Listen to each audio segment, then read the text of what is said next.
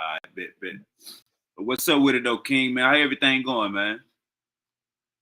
Oh man, I can't complain, bro. Everything going good. You know what I'm saying? Overstood, man. We're gonna call this the Naga Takeover. And we probably gotta tell Thought to copy the link and put it in his web browser when he come back on. All right. But man, I was looking at a video with Theophilo Banger.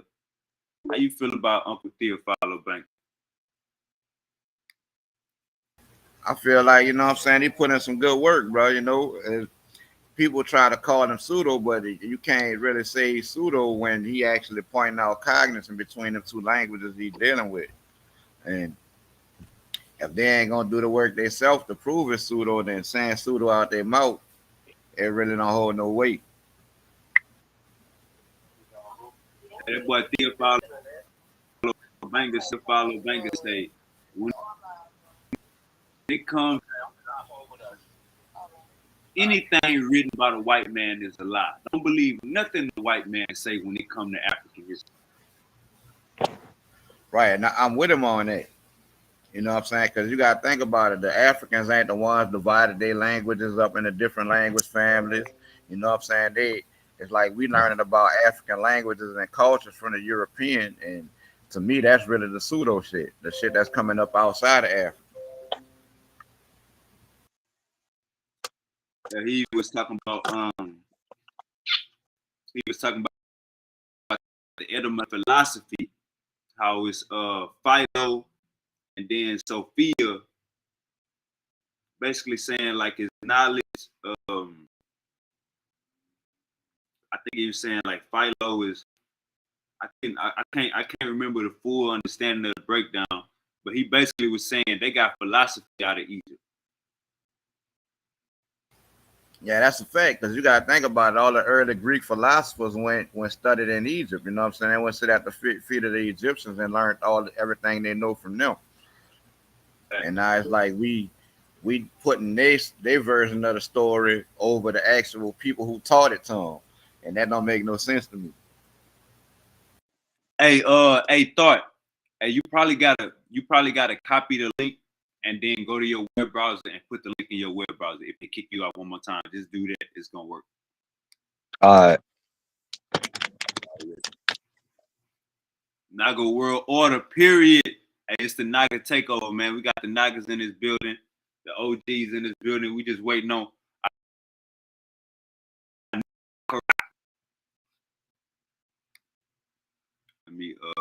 Let me get the link out there, everybody. Yeah, King, man, I want you to whatever you got on your mind to talk about today. You know what I'm saying? I definitely want to get to it, and whether it's this show or not this show, I want you to discuss haplogroups, like haplogroups from beginners. Yeah, already. You know what I'm saying? Really, we're trying to stay in the people ill, you know what I'm saying? Stay out there in the airwaves, try to grow the brain, you know what I'm saying? We out here recruiting, trying to get some of these YNs up on our belt, you know what I'm saying? And keep it going, bro. It's like it's two different versions of history being told, you know what I'm saying? And it's like people want to discredit the story that our ancestors telling about themselves, and we doing everybody a disservice when we do that. Right. Like they can't. Like, I'm about to explain it to you. Give me like 30 seconds. I'm gonna explain to you how the shit be seeming coming up. Give me like 30 seconds. All right.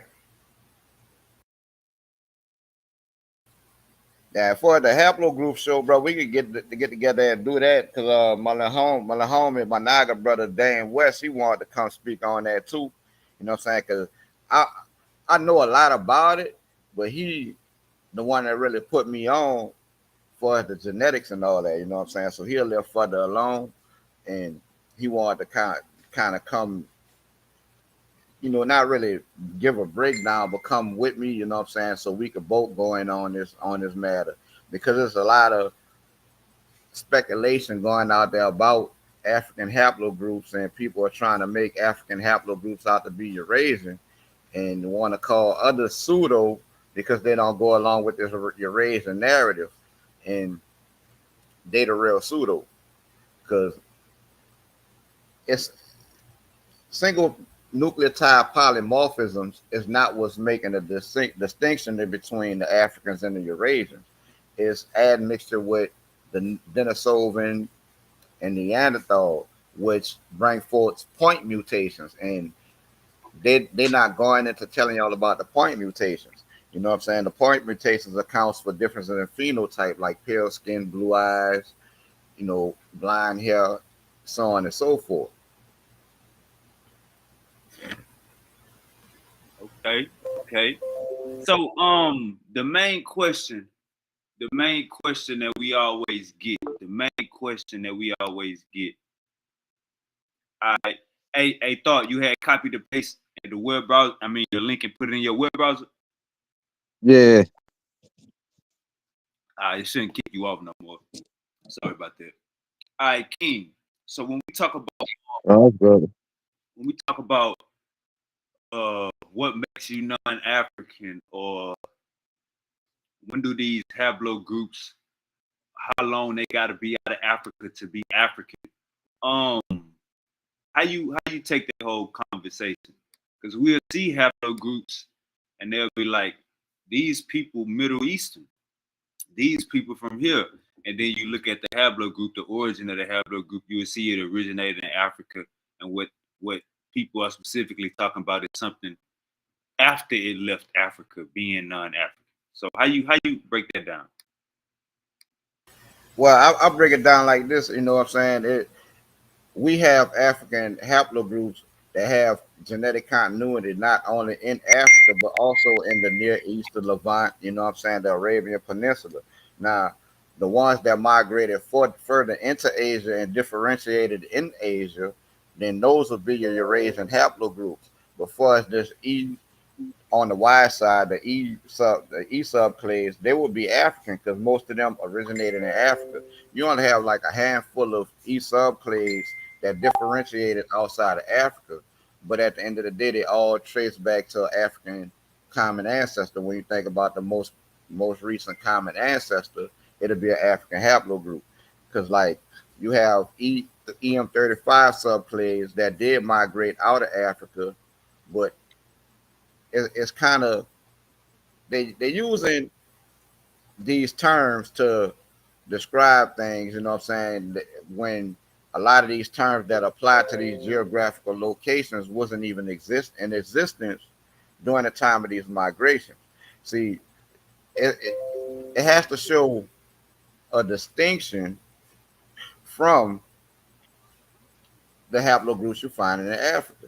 And a lot of them try to make it like, oh, mitochondrial haplogroup L3 migrated out of Africa, so it's non-African. That's not the case, because a lot of these African haplogroups that you find outside of Africa are more densely distributed within Africa than they are outside of Africa. Because, like, take EM35 for example. It has subclades that migrated to Europe, the Levant, the Near East, but when you look at the distribution of these the subclades of EM35, they show a lot of them show more a greater population carrying these subclades inside of Africa, and people try to negate the fact that it's more densely distributed in Africa and call it Eurasian, which to me will be the real pseudo stuff. That's a fact. That's a fact. All right,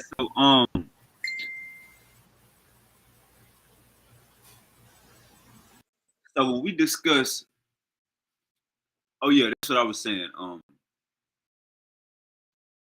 Break down this video with Uncle Theophile Banga in the next hour.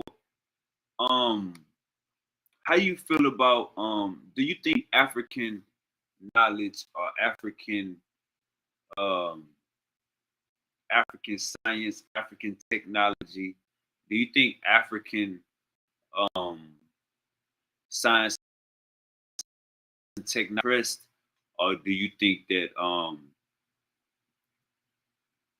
think that it's up to us to go find uh the the uh the field in Africa? I think it's absolutely being suppressed. You know what I'm saying? And I also feel like it is our responsibility to go find it and get it out to the people. You know what I'm saying? Because it's like we had a brother in one of our chats.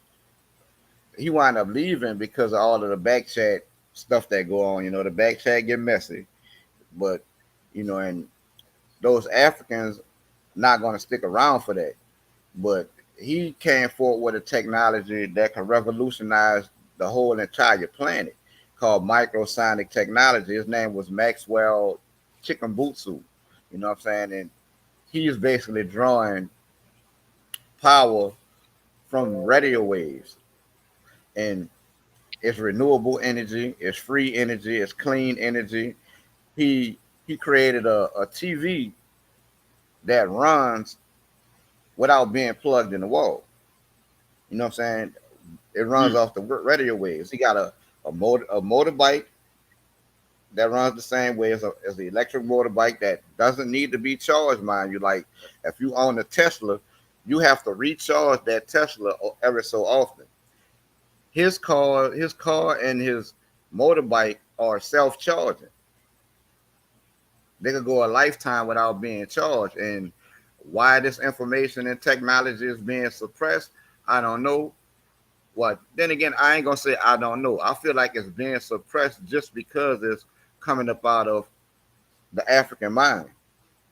And this right, is not a new thing. This is something that's been going on for all of his story. right. All right. So when we talk asking the white man for any type of help, asking a white man for any type of help, um, I'm paraphrasing, but he basically was saying that we got to come to the table with the white man, um, as equality with equality instead of inferiority coming to superiority. Do you agree with that? Yeah, I agree with that. You know what I'm saying? Because as a people, we should be self-sufficient. We shouldn't have to go to the white man for anything. You know what I'm saying? And it's actually the reverse. The white man has to come to Africa in order to sustain their empires. It's like if Africans pool their resources and cut all the rest of the world off from their resources, then the power dynamics will change. So that's kind of why they try to keep the history of Africa suppressed, their technology suppressed, and the people divided. And that's something that we got to change. Right, right, right. I think it was damn,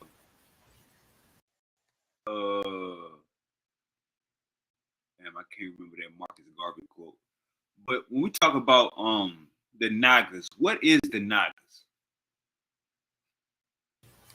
Naga is a family, man. It's like we more than just a debate group. We more than just a back chat group. It's like we actually kick it with each other outside of social media. We're a real family, you know.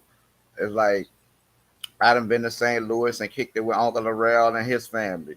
Met his family and friends, and we sit down in politics, and we trying to get together this summer and do the same thing in Allentown, PA, where thought at. You know what I'm saying? So we are more of a family than we are a debate group. It's like we actually call and check on each other. Our kids know all of us. You know what I'm saying? It's like we are a family centered group, and we're trying to change the paradigm. You know what I'm saying? And actually leave something to our children and not just information outside of information. Overstood. Thought is giving you trouble. Fucking with you. Yeah, a little bit. I just keep popping back on though and shit. Like ain't about nothing. You you just click the link or you had copy and paste it and put it in your website. No, I copied and pasted and then put it into another web browser. Yeah, because it's like we actually lend each other support, bro. It's like outside of social media, you know what I'm saying? If I'm going through something, I can call my brother Thought and talk to him, you know what I'm saying? It's like we are not alone. We support each other in all things. And we try to demonstrate that for the people so they can see that we are stronger together than we are apart. You know what I'm saying? We all about unity. Either you're going to unite with Naga or you're going to unite against Naga. But either way, you're going to unite. Facts. All right. We got Uncle. Hey, shout out to Sheikh Met the Goddess. Shout out Hekara. Shout out Uncle Shaka. Man, shout out DMG. We got DMG. Say Naga, what's goody? That's my bro DMG. Shout out to DMG, the infamous. You know what I'm saying? He always keeping it real. He always open the doors for Naga and give us a home. You heard me? We appreciate that. Most definitely, most definitely. How long has this fraction of Naga been around? As far as you, I knew Kakarot and y'all little gang right here. How long have y'all been around? We've been together, bro, for a good 7, 8 years. You know what I'm saying? And actually, we used to fight each other. We came together. It's like it's certain like a Chinese proverb. You never know a man till you fight him. You know what I'm saying? And it's like one day, and just individually between all of us, one day it's like we came together. It's like, man, we fighting, but we just having we have the same view, but different aspects of the same view. You know what I'm saying? So we actually started sitting down and having discussions instead of fighting, and that turned into something different. That we bonded. We bonded through bumping heads with each other, and then we came to a common ground to where instead of fighting, we'll look at all of these different aspects or different views of the same topic and put our heads together and build something that something tangible. And that's kind of why Naga been so strong. That's why you'll see the community rally together to come against Naga to stop Naga. You know what I'm saying? And that's our goal basically. Like I said a little while ago, either you're going to unite with Naga or unite against Naga. And we're open to working with anybody, you know what I'm saying? Because we're trying to show the youth that, hey, us as a people could work together, you know what I'm saying? Contrary to popular belief or the narratives that's been told to us, we can actually work together. And this is what Naga been doing for the last 7 to 8 years. We kind of, the idea started in the Facebook groups and it grew inside the Lions Den. To be honest with you, it kind of grew inside the Lions Den. That was the avenue that kind of facilitated Naga's growth. And we just been rocking out with each other ever since, man. Wavy, can you pull me up from here? All right, Ruger Lion here. Yeah, that's thought. Okay, my bad. Hey, my bad. She like the sister Shannon Roman. That's another one of our Naga sisters. Hekara, that's Naga. Heru consciousness. Oh Like, damn, my bad. We got not. Oh damn, my bad. Yeah, my bad. Y'all, come on, my bad. Oh, that's my fault. That's my fault. That's my fault, dog. Hey, and go tell her we not. all for the most part had different views, you know what I'm saying? But it's like we put the differences aside and ran it around what we have in common, and what we all got a common enemy. You know what I'm saying? So we didn't let our differences stop us from uniting together, you know what I'm saying, to build something to go against the common enemy. And the common enemy has been Eurocentrism. It's like it's nowhere around it. Already. Shannon Ross says Naga is a knowledge base. We on like 7 years. Okay, okay. Peace to the Yeah, for gods. real. She one of the original members. It started out, it was like me, the sister Shannon Roman, my brother Dame West, and brother Matt Dewberry. And Matt Dewberry brought in Uncle Larrell. We came across thought in the Lions Den, and we all resonated to each other. And once we came together, man, it's just like we became a family, and nothing could come between us. It's like that's not to say that we agree on everything, because we do all have our different views. But instead of airing our differences out in public, we discuss them inside like a family should do. You know what I'm saying? We discuss our differences in house. So when we come out here in the public, all they see is a unified front. But actually, our diversity within Naga is what makes us so unique. We're not just an echo chamber. Already, already.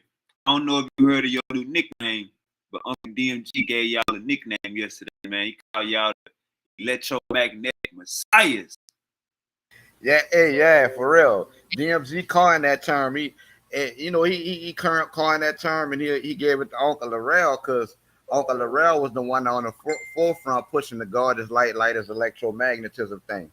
But we all became knowledgeable of it, and we all once we all got behind it, it started to apply to the whole family. You know what I'm saying? Because we all come with different aspects of this. I don't want to call it a doctrine of this idea that God is light is electromagnetism.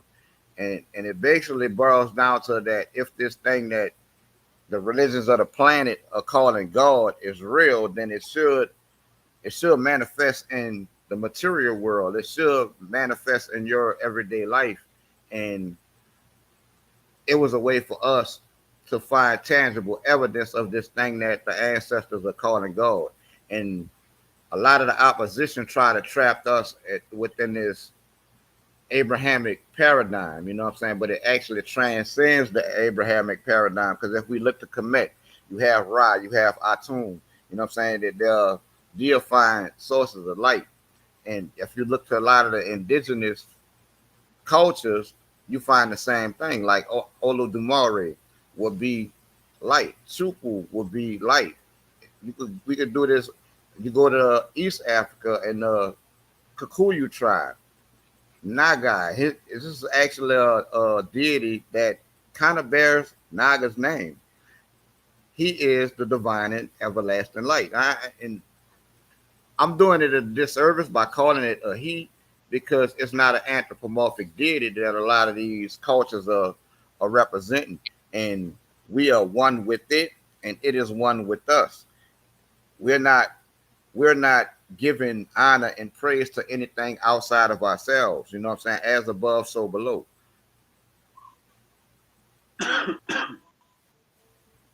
Already, already.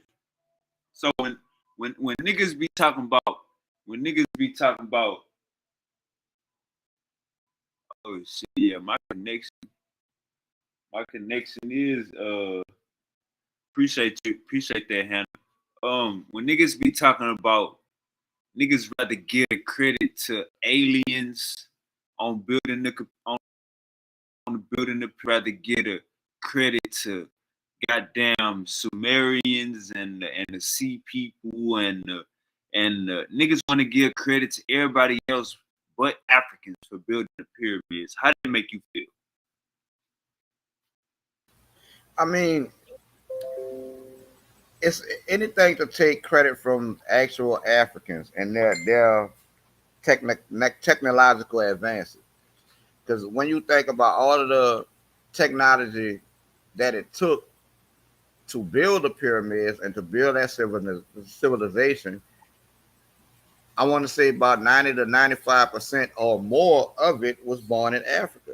When you look at stonemasonry was born in Africa, you know what I'm saying, going back over 100,000 years ago. You have mathematics in Africa as evidenced by the Ashango bone over 20,000 years ago. You know what I'm saying? So a lot of this stuff was developed in Africa, and I feel like they absolutely could have built the pyramids themselves because they were aware of these sciences going back for millennia. You know what I'm saying? Before any other civilization was aware of these sciences. They like to give credit to the Sumerians and Mesopotamia as being the birthplace of civilization, but what did they define civilization as? You know what I'm saying? Because you have hierarchy inside of Africa, ain't no telling how far back that go. Some of your oldest kingdoms and tribal settings going back further than anyone else. It's like, so I'm one who support that. Yeah, it was Africans who built that. The Egyptians built that civilization. You know what I'm saying? And it wasn't influenced by anyone from the outside. Now, was there a cultural exchange with people from outside of Africa? Yes, but that doesn't negate or take away from the actual accomplishments and achievements of these African civilizations. That's a fact. That's a fact. Right, my two Um, mafia. So you know you you on that, right? See, I would that Diddy almost bears our name. The only thing is a I added to the end of Naga, and Naga is something that we found across cultures, not only within Africa, also outside of it. It's something that could be found in Australia, the Polynesian Islands. You can find this in Native American cultures. You can find it in Asian cultures. You can find it across China.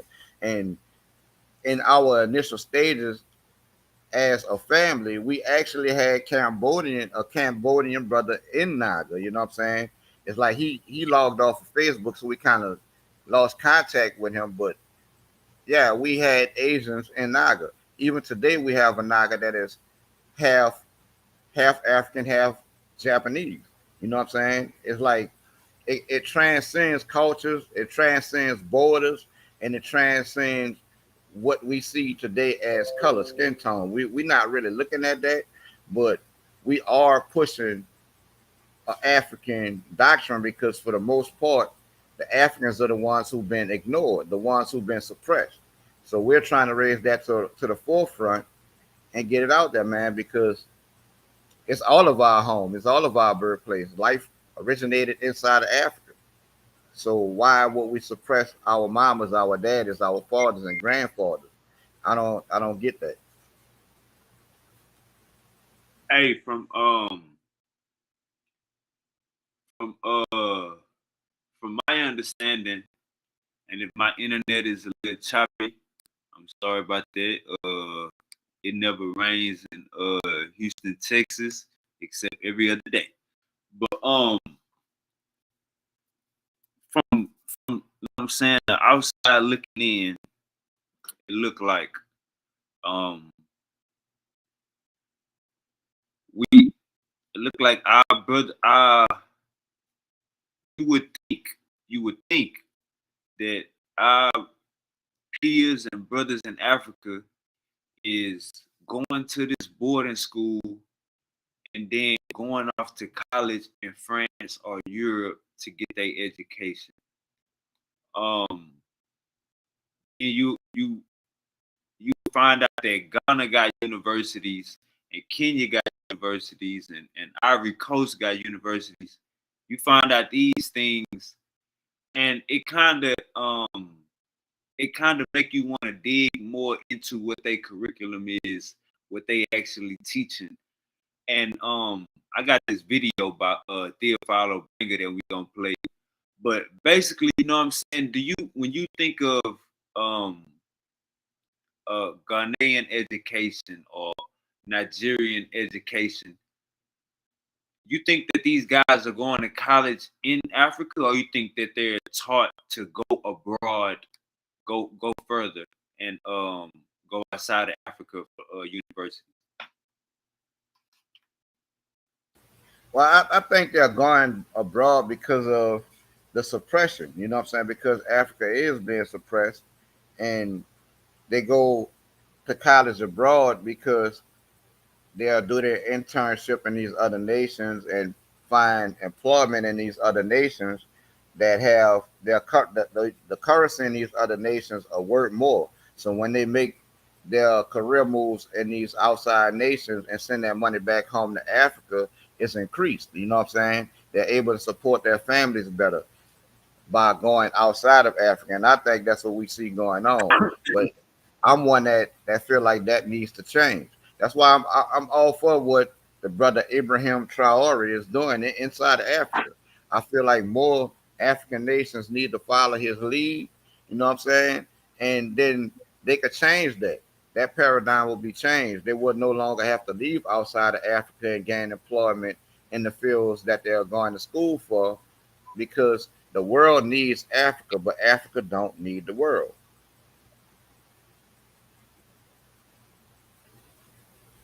All right, so I want you to break down this video with me, and anytime you want me to stop it, just tell me to stop it. Right? All right, cool.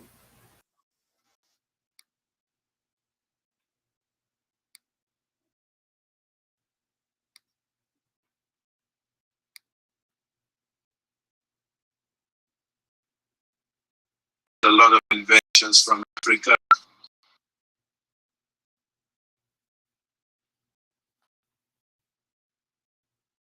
It is impossible ever generously help the development of Black Africa. Never impossible. They haven't done it for 6 centuries. They won't do it for 50 years. They never will. They do. They sell weapons today. Is that what ends in Europe? They will never be able to help. It is a huge mistake to believe that Europe, France, the United States, these slave countries are going to help Africa. It is impossible, impossible. They will never, never, ever generously help the development of Black Africa. Never possible. They won't do it for 50 years. They never will. They do. They sell weapons today. Is that what tends us towards change? Is it choppy? Yeah, it's a little choppy, but he opened up with a powerful statement, and Go ahead. Go ahead. Build they on that. they aren't they aren't going to help develop Africa, because to develop Africa is to empower Africa. You know what I'm saying? It's like these European nations, ever since the Berlin Conference and when they divided Africa up into all these different imaginary borders, they've been taken from Africa. You know what I'm saying? And this is how they built their nations up. It's like we wouldn't be a nuclear power if they didn't take all of the uranium from Africa. You know, coltan from Africa. It's like the gold from Africa. They're taking the resources from Africa and empowering their own nations, and leaving the Africans basically to fight over crumbs. You know what I'm saying? And that's something that us as a people we need to change, because they divide Africa up in these little tiny nations and make each African nation compete against big old China, the big old United States of America, you know what I'm saying, on the world stage. When if they were unified together as one African nation, then it'll be the other way around. They will have the power. They would, the power dynamic instantly flip. The moment they unify the nations of Africa and take control of their own resources, then the rest of the world going to have to bow down to the foot of the Africans instead of the other way around.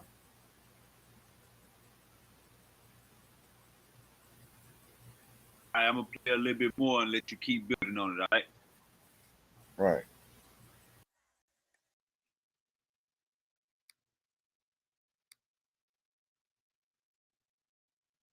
That shit a little choppy, man. Sorry about that.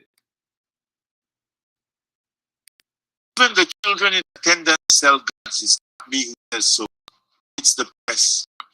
Even Dimitri's son sold the weapons in Angola. So he was not told at the time. You think that's the change? Well, we take the diamond, what's happening in Zaire, or all the tools or everything that's fighting her. We are looking for diamonds.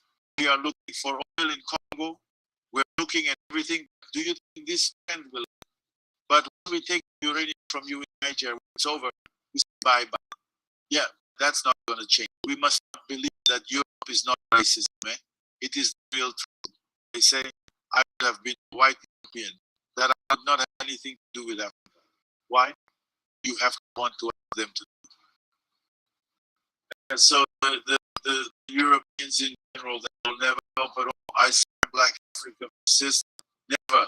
And it is an illusion of Africans who believe that these people in Europe will help them. It's impossible. It's not even in the philosophy of the vision. They don't even think about it as part of the works to rule the native Africans. We are the Renaissance. So, taking all these negative parameters that you have just listed, do you think a true Renaissance of Africa is possible?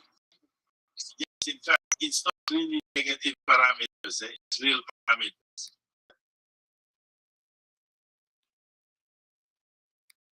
All right, King, you heard a little bit of that, or it's choppy a little bit? You heard a little bit? Yeah, it was choppy, but I heard it. He touched on a lot of the same stuff I touched on. Like if you take the oil, for instance, right? This is why they took Gaddafi down. Gaddafi was trying to unify Africa and come with one African currency, the gold backed dinar. He was going to back it in gold, which Africa has more gold than the rest of the world combined, and you was going to have to buy the oil from Africa using the dinar. You know what I'm saying? So the Western powers had to stop that because he was trying to flip the power dynamic way back in 2010. It's been 15 years since, and we see how Libya has eroded. Basically, once they took him down, they was calling him an evil dictator. But his people had free health care. He was giving them grants for homes, grants for cars. You know what I'm saying? They could have went to school anywhere in the world free of charge. You know what I'm saying? On the government dollar. So was he a dictator or was he really for his people? This is what people need to understand. You know what I'm saying? Instead of just looking at what we're told, you need to dig deeper than the surface level from the stuff that the narrative that they paint to us, because they're always going to paint us a false narrative about what's actually going on in Africa, because the goal is to keep us divided. You know what I'm saying? That's why they separated Africa and all these different nations in the first place, because together we are the majority. We the world majority. We might be the minority in America, you know what I'm saying? But once you put all of the Africans and the diaspora together, then we are the world majority.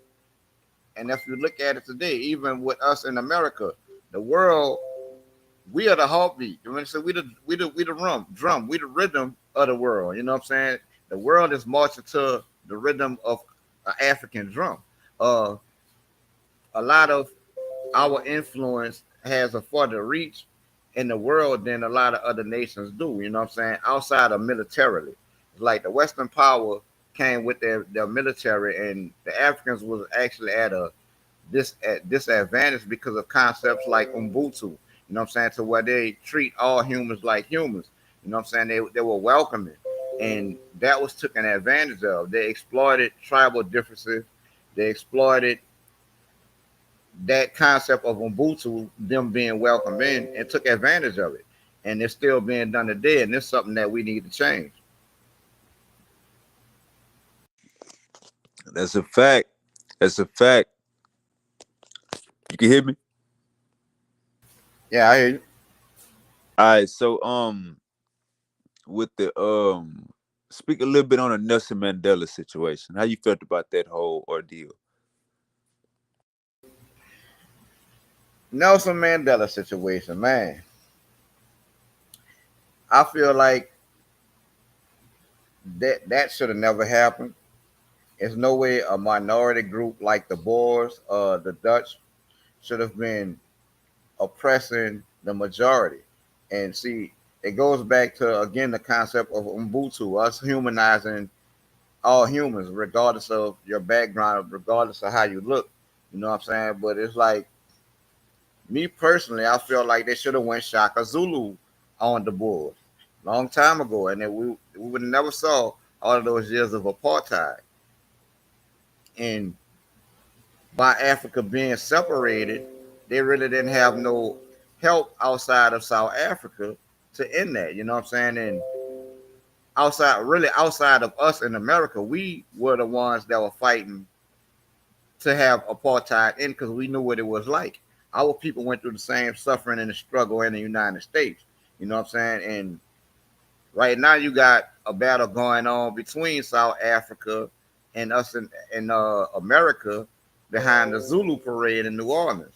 And I've been trying to be like a go between the two, being from New Orleans. You know what I'm saying? It's like it was really never meant to disrespect, and we the people of New Orleans actually invited Zulu tribesmen to New Orleans to participate in the parade. I was there in 2006 when there were actual Zulu tribesmen participating in the parade. You know what I'm saying? But long as they keep us against each other and keep us fighting, keep the South Africans fighting the Nigerians. You know what I'm saying? The Nigerians fighting against the East Africans and vice versa. Then we're going to continue to have these problems. It's like we need to forget about the differences. Now I know it's tribal differences from tribe to tribe in Africa. We need to not focus on what the differences are. We need to focus on what we have in common and rally around that. You know what I'm saying? And deal with family problems internally instead of broadcasting them outside to the world, because the world would take advantage of that to keep us separated. And long as we're separated, things like what happened with Nelson Mandela in South Africa during apartheid will continue to happen.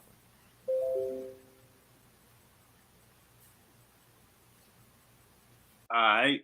About to break down a little bit more of the video, and I'm gonna get your opinion. All right. All right.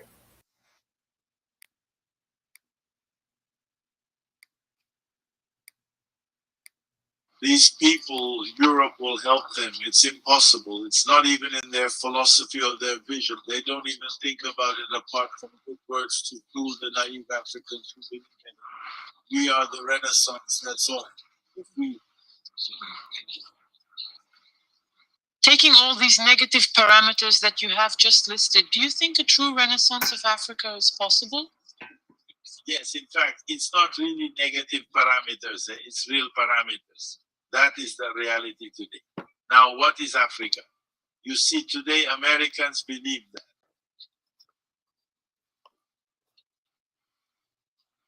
Africa, forest, equatorial Africa, this Africa will be the lungs of humanity tomorrow because of pollution everywhere. So the African rainforest is going to save humanity again. And the Americans want to invest a lot of money to take these forests, etc., etc. This is why Africa is rich. The diamond of the world, the emeralds, all these things, the uranium, all that. The African continent is the world's reserve of gold, oil, whatever you want. Angola, we fight in Angola, not for nothing. It's Kuwait, in the separate Congo. In Gabon, it's the same there. The Nigeria, it's oil. In the Sahara, the desert, there's no oil. We have oil everywhere. You see, we have diamond mines. We are a supplier of these goods. Well, not to mention that we have savannas, we have Sahels, we have forests, we have pastures, and we have immense, powerful rivers, the most powerful in the world. And we can make barrages, which has a single dam to electrify all of Black Africa, Dinga dams in Zaire. And we have dams, possibilities to have electricity. It's almost free and everywhere. And it's solar energy. Let's not talk about it. Where is the sun? If we are here, it is a natural cause, and the sun cannot be missing in this explanation. So we are the sons of the sun. The sun is there. We are the sons and daughters of the sun. The sun is there with us. We have immense lakes. We have fish, freshwater fish, sea fish. We are the sons of the sun. It's Come like, on, King. Come on. and that's a theme that you see spread across Africa. You know what I'm saying? Like if you look at Nigeria and the Igbo people, that they have the saying that we are the children of the sun. If you look at the Biafran flag, it has the sun emblazoned on it with the colors made famous by the other great brother that was in that video, Marcus Garvey. You know what I'm saying? The Pan African flag. And what other continent does the sun shine on more than Africa? So yeah, they do need to invest in solar technology, solar panels, you know what I'm saying? Because they can harvest this energy. And that kind of goes back to what Naga is pushing. God is light, light is electromagnetism and the fullness thereof. And we not trying to push to the people this Abrahamic idea of what a God is. We telling you're God. You know what I'm saying? You're connected to God. You know what I'm saying? Inherently. That sun that you see in the sky, that's an aspect of God. But we're not saying that the sun itself is God, but it is an aspect of the electromagnetic force. It's an aspect of the electromagnetic spectrum. And the electromagnetic spectrum permeates the universe, and we are inherently connected to the universe through electromagnetism. You know what I'm saying? Our thoughts are electromagnetic. Our heart is electromagnetic. Our lungs go through electron transfer chain. This is how we breathe. So we do need to invest in these type of technologies because we are the children of the sun, and we can harness the power from the sun to revolutionize not only Africa but us in the diaspora as well. This is we are pushing this to awaken something in our people mind to get them to study physics. You know what I'm saying? Because you can make free energy devices in your own home. All you need is some magnets, some wire, and a light bulb. You know what I'm saying? And you can have lights for free without paying these huge corporations all of these millions of dollars that they're being paid. It's like one. It was a power struggle in America between two white scientists. You know what I'm saying? They suppressed one, which was Nikola Tesla, and they ran with the other one. You know what I'm saying? Well, I think it was Bell, I think. But if Tesla would have came out victorious, then the world would be a better place. We would have had free energy, clean energy. We wouldn't have had to rely on oil, you know what I'm saying, for one. And Africa has the power to do this. That's like we don't even hear what Akon was trying to do years ago. And I think about 4 or 5 years ago, he was trying to build solar fields in Africa so he could bring power to Africa. You know what I'm saying? Because they could actually produce and harness and produce more solar energy than anybody else because they're right on the equator. You know what I'm saying? And something else I found out is like Africa is the only continent that sits in all four hemispheres. It sits in the west, it sits in the east, it sits in the north, and is in the south, divided by the equator and other latitude and longitudinal lines. You know what I'm saying? Will be in the west, east, north, and south. So they could actually take advantage of their orientation on the planet to produce more free energy than anybody else. Already. So I seen what he was talking about. He said we could build dams and have free electricity. I seen where he was going in on that, man. He was on his visionary tip. Let's keep going. Right.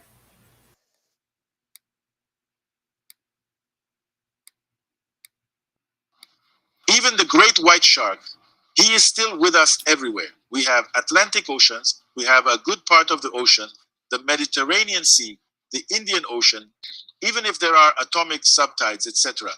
In these seas, there are swamps, atomic swamps, foreign countries, etc. Well, we have oceans, we have rivers, we have lakes, we have forests, we have mines. We have a large population that we despised for a long time, but which is life there, which is creative, which today gives humanity a taste for life. It is the music of Black American hip hop, which makes the youth of the world vibrate today. What music, what dance? It is the youth of the whole world, from China, from Kamchatka to Brazil. What is the music that makes people live, dance, gesticulate, give hope to the youth of the whole world? Today, it's what music to remove all Black people from LA at your European or African games or at the Olympic Games. That's you. The games become absolutely internal and insignificant. There are more beautiful runners, there are more beautiful marathons, there are more beautiful throwers to say there are more beautiful high jumps. Whether it's Britain that wins, it's a Black man. Whether it's France that wins, it's a Black man. Whether it's the United States that wins, it's a Black man.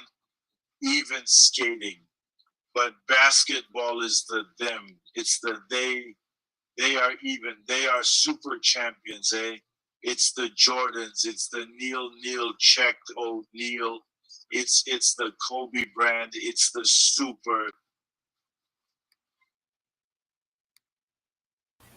He right, you know what I'm saying? And it's like outside of the material resources, we are also another resource that was taken from Africa that the world uses to their advantage. You know what I'm saying? Even outside of the sports and the music, you know what I'm saying? If you look to America, if you take away all of the inventions by Black African American inventors, then what is America today? It's a third world country. You know what I'm saying? It, so the world benefits from African resources, whether it be us as people or the material resources. And when I say Africa needs to pool their resources, I'm also talking about us, the people. You know what I'm saying? And like the brother King Hercules said, yeah, without the sun, we all die. You know what I'm saying? It's like, so I get why our ancestors gave reverence to the sun. You know what I'm saying? It's not necessarily that they were worshiping the sun, but they knew the importance of the sun in their everyday lives. You know what I'm saying? They knew it sustained them. The plants grow up out the ground and reach to the sun. You know what I'm saying? Without it, we all die. So they knew this. They were aware of this thousands of years ago. You know what I'm saying? And this was long before Europe progressed anywhere. You know what I'm saying? That's why the Greeks and the Romans had to come into Africa to learn from the Africans. They've been on the planet longer than anyone else.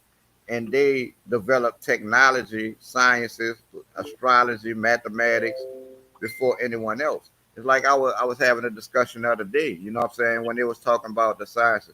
I was like, well, look at something like astrology, you know what I'm saying?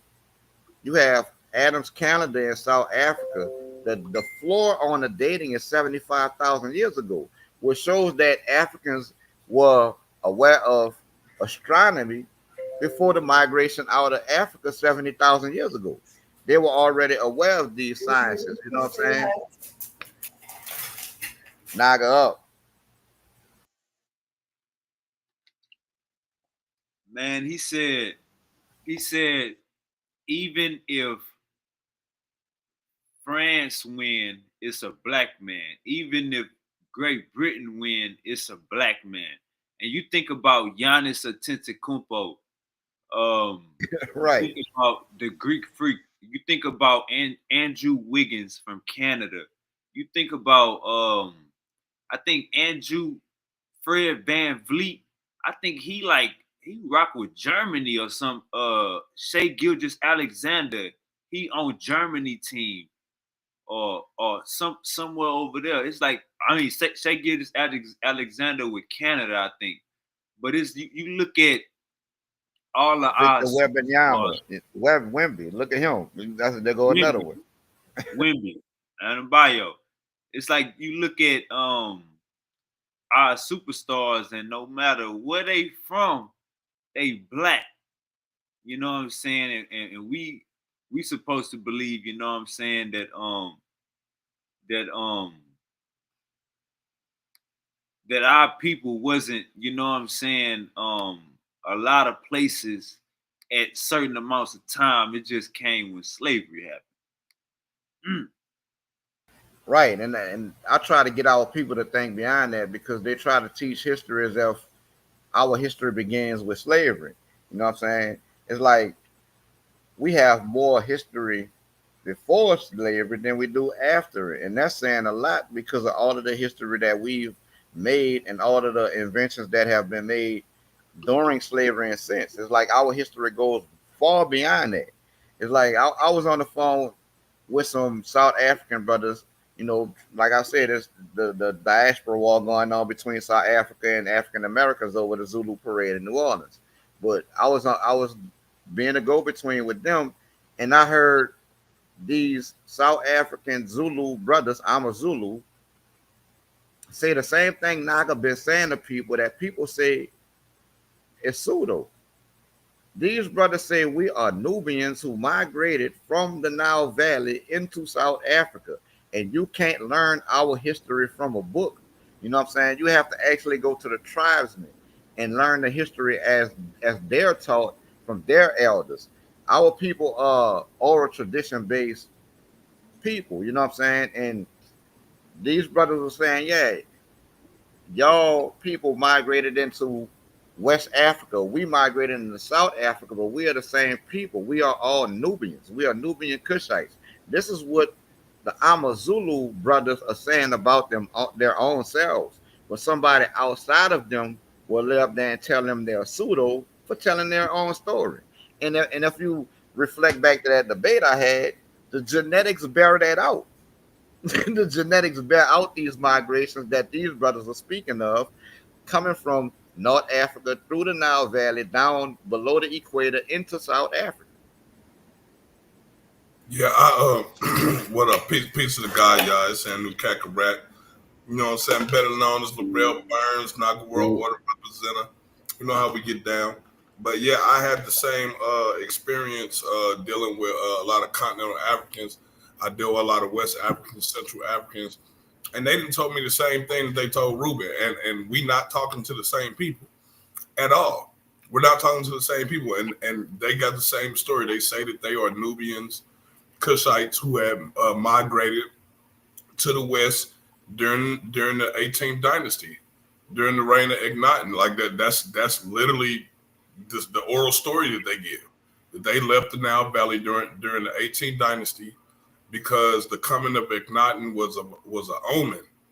It was a prophecy. It was an omen. And when he reared his head and started doing the backstabbing shit he was doing, you know what I'm saying? That prompted the ancestors to start breaking up the mystery schools and spreading the information all around because Akhenaten basically marks the beginning of the white man's incursion on us, like on a military, like on a straight up militaristic basis. You see what I'm saying? Like at first it wasn't like it is now. You know what I'm saying? Like people don't really realize that like nobody cared about what color you was back in the day. Back in ancient time, nobody cared about what color you were. They cared about what tribe you was part of, who accepted you as their people. That's what they cared about. You see what I'm saying? And our people, we didn't just lost sight of that. You know what I'm saying? And we just been so far removed from ancient traditions, tribal traditions, traditional rulership. We've been separated for so long that it's almost like we repel it. See, we call each other kings and queens and things of that nature, but we don't respect the institution of royalty. You know what I'm saying? We don't really respect that shit. You know what I'm saying? And if you did, you wouldn't run around and do the things that you do to your brothers. If you respect kingship, if you respect family, if you respect life, you wouldn't do certain things. You know what I'm saying? And that's one of the things that like make you You know what I'm saying? Part of this whole Nubian Kushite deal is the fact that you honor your ancestors and you follow the same social norms and traditions as all of the other Nubian communities around the world, like the community in Bambo, Uganda, for example. Bambo, Uganda is full of Nubians, full of black Nubians. They're not the Egyptian Arab looking people that you used to. They look like us. They look like us, bro. So I'm just saying, I got the same testimony, bro. So you know, Right, because you being from Ghana, ancestrally a Ghanaian, God damn me, your patriarch. What's the name of your patriarch? I mean, Aya Kush or right, Aya Kushi. That's literally King like his name Ayakushi. Is from this a our oral coincidence that we tradition. have a West African king named King Ayakushi? You know Yeah, what I'm saying? you can go look him up. Yeah, you can actually go look that up. AYI Kushi. Go look it up. Aya Kush. He was one of the elders. He was the one who formed the Gadamis, part of the Gadamis seven commandments. And I mean, like some of the Gadamis claim to be Hebrews. And this is the reason why we keep saying, like, you ain't got to sit here and cosplay and act like Jews when you got real people who do real shit, and you could just be them. That's who you are. That's from your bloodline. You ain't got to be Right, a Jew. You ain't got to right. be no Jew. You Like could I be got God. them pulled up. You could be Yoruba. You could be a Khan. You could be Right, any one of those groups because all of them share affinities with those people that you call Jews or Hebrews. They right. share affinities with them for whatever reasons they do. But you know, All right, let's get back to this video. all right, man, let's get that.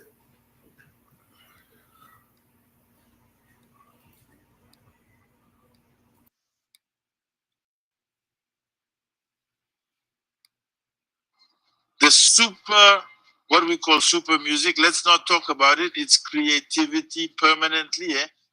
And the beauty of the female body. This beauty cannot be very knowledgeable because they do racism. That's all. Otherwise, all the misses would even be from the third Monte. It would be Indians or Africans. They delete it, but when they give from time to time, they are sometimes obliged, but otherwise they. That is to say, creativity. Those who invented jazz, music. So you see, you have something to do for your safety. We must make Africa, because Africa will be the security of blacks in Europe, the security of blacks in the West Indies, in the Caribbean, the security of blacks in the Americas, because they will have at least somewhere. And we Africans who live there must also change. This Africa does not belong to the Cameroonians. To the Senegalese who live there, it belongs to all black people. They must have passports. They must have the price for free wherever they want to go. But Steve Wonder, he's in Ghana. He lives in Ghana. He goes to the United States from time to time to sing. He made a choice. He is at home. He has no more or less rights than the archers who have lived there for centuries. He has the same rights, exactly the same properties. He buys his essay, his land, he builds his house. He does what he wants like anyone else. He is an American citizen. Well, he goes there, but he comes back. There is no visa for him. He goes back home to Ghana. He has the Ghanaian passport. That's how we have to do it. Because people, blacks too are rich in the United States. Blacks too are rich. In Africa, there is money, there are billionaires, but all this, in fact, we lack nothing. Intelligence is not lacking. Raw materials are not lacking. Creativity is not lacking, eh? It is often vision, having a vision anyway. All right, I'll stop right there and let y'all brothers build on that. Or if y'all want me to keep going, I'll keep going. Yeah, man. I mean, a lot of the ideology that you find coming from Africa right now is mirroring what he's saying. You know what I'm saying? They're trying to open Africa up, so they don't need a passport or a visa to go from nation to nation. And they're also extending that to the diaspora, you know what I'm saying? and trying to open it up to, well, we won't need a visa to travel in Africa and go from nation to nation in Africa. You know what I'm saying? And that's part of what keeps Africa separated and divided. It, they shouldn't need a passport to go from Niger to Nigeria when they're right next door. I mean, you have tribes that extend across these borders. See, these borders are imaginary. These borders are drawn by Europeans, and that's part of the separation that keeps Africa divided. That does need to change. We do need to have free reign across that continent.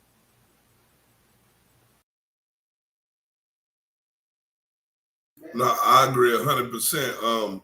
And this ain't the first time that this has been on the table with Africa, dealing with the African Union, various other NGO organizations that have been trying to do this same thing for a few decades. And like any other place, like they come into hiccups and bumping heads with certain people who want to keep the same status quo going because they're getting rich off of the white man. You know what I'm saying? While starving the people. So this, I think, it's a really good thing, and we need to really seriously be thinking about that. Like, we've been throwing around the idea in Naga as far as actually buying some land over in Africa and establishing a business or something over there, just to have foreign income, have a foreign income. You know what I'm saying? And we building up a or a portfolio over there as well. Like, that shit's on the table.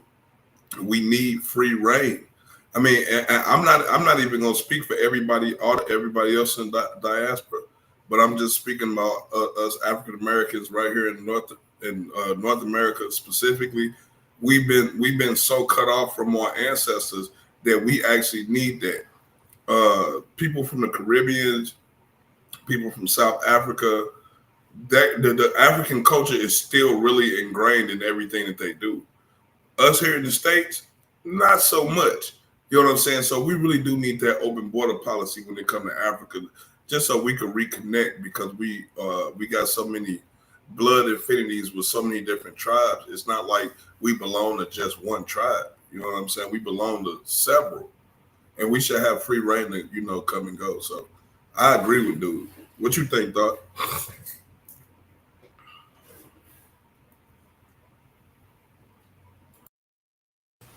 It might not be there, but one of the you most powerful things I heard these African Amazulu brothers say in that conversation I was having with them, because we had some Black Americans from here saying that we not from Africa, we indigenous to America. You know what I'm saying? Which I don't disagree with that.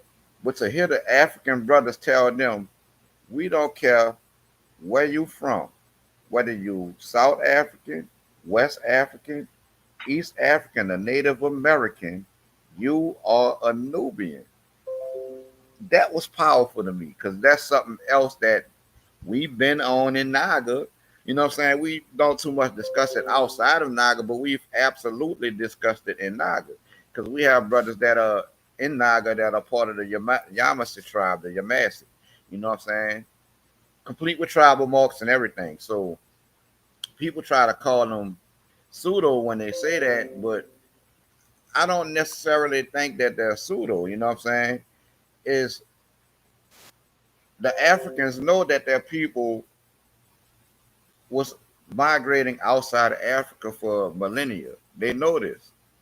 And until their story and their history is brought to the forefront, then we will continue to fight these things. We'll continue to call these things pseudo when it's not necessarily that it's pseudo, it's just suppressed history.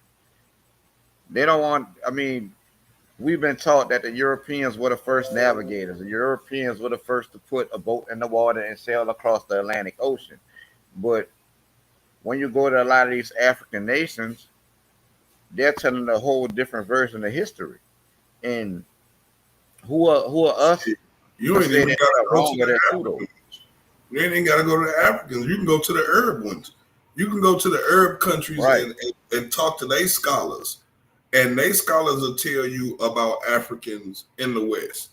And this is one of the things, like when they had those debates, it always strike me like, damn, why haven't not one of these people ever used any of the Arabic sources?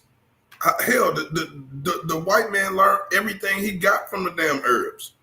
Science, math, all that shit he learned from the Arabs. And the Arab is telling you that the black man was over in the West before the white man. So I mean, not to mention, you could go to some of these tribes on the East Coast, like the Cherahantanawe tribe, and they'll tell you, we took the Africans that was running, escaping slavery in because we was familiar with them. We looked at them as if they were our brothers. It was the white man who was new to us.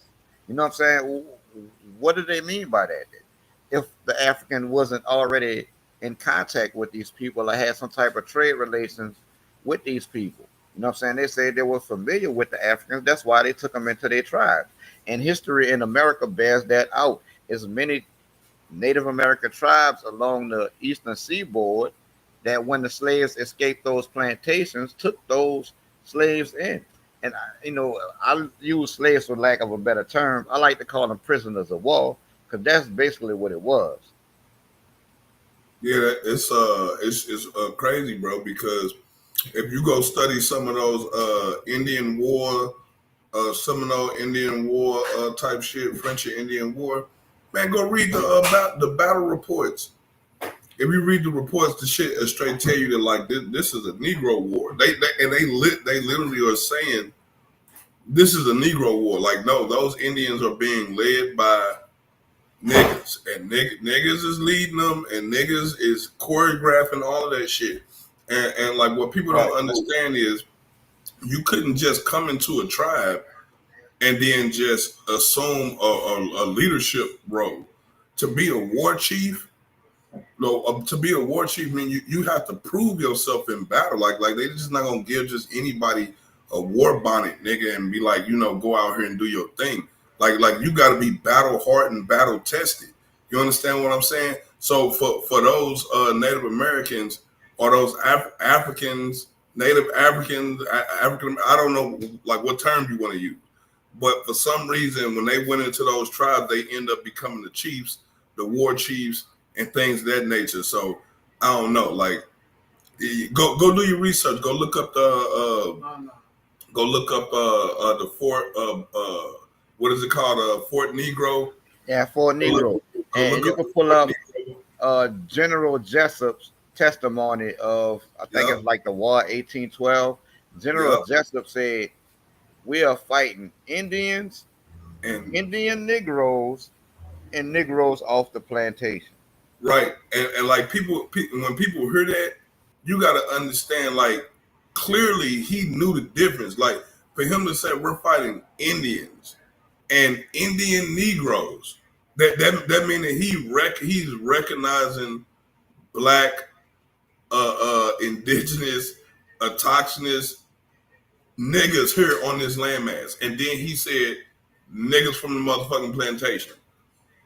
He clearly saw a distinction between them. So I mean, we could keep calling them elbow niggas pseudo, but it's documented. I'm one of those people too. I don't buy into the whole elbow thing because I think our people are indigenous worldwide. Like there's no place we can go where we're not naturally indigenous. Like we come from Earth. Like this our shit. So there's no inch to this motherfucker where we're not indigenous, nigga. We're always NWO. You know what I'm saying? That's why it's Naga World Order. It's not Naga Africa Order, not Naga American Order. It's Naga World Order. Because it's like if you go to a lot of these, even the African tribes, it's like Onif Ife, who is a Yoruba chief, got on the media on TV and said our people come from the tropical regions of the earth. He didn't say we come from Africa. He said we come from the tropical regions of the earth. You know what I'm saying? And people will sit there and call him pseudo. And this is a Yoruba chief giving you what he's been passed down from his elders and from his ancestors. So who are we to call him pseudo telling his own story? Yeah, they throw that pseudo shit around like it's hotcakes, like pseudo this, pseudo that, and it's just like, do you understand pseudo in a lot of terms just mean that it is not the mainstream narrative. Don't mean it's fake. Don't mean it's not real. Don't mean that they lying. It means that it's not the mainstream narrative. So it's not, you know what I'm saying? So I'm not the type of person to just run with the mainstream narrative. If you're running with the mainstream narrative on anything right now, as much shit as you've been shown, and I mean, since social media then came out, as much shit as you've been shown, you shouldn't be buying nothing at fucking face value. Nothing. Especially when it comes to this. Hey, roll that bean footage, way because. Bet.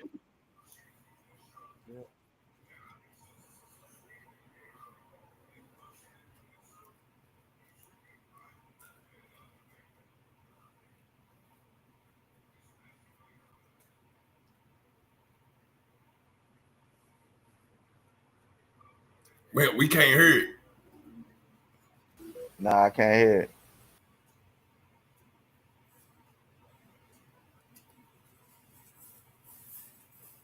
We can't hear it, cuz.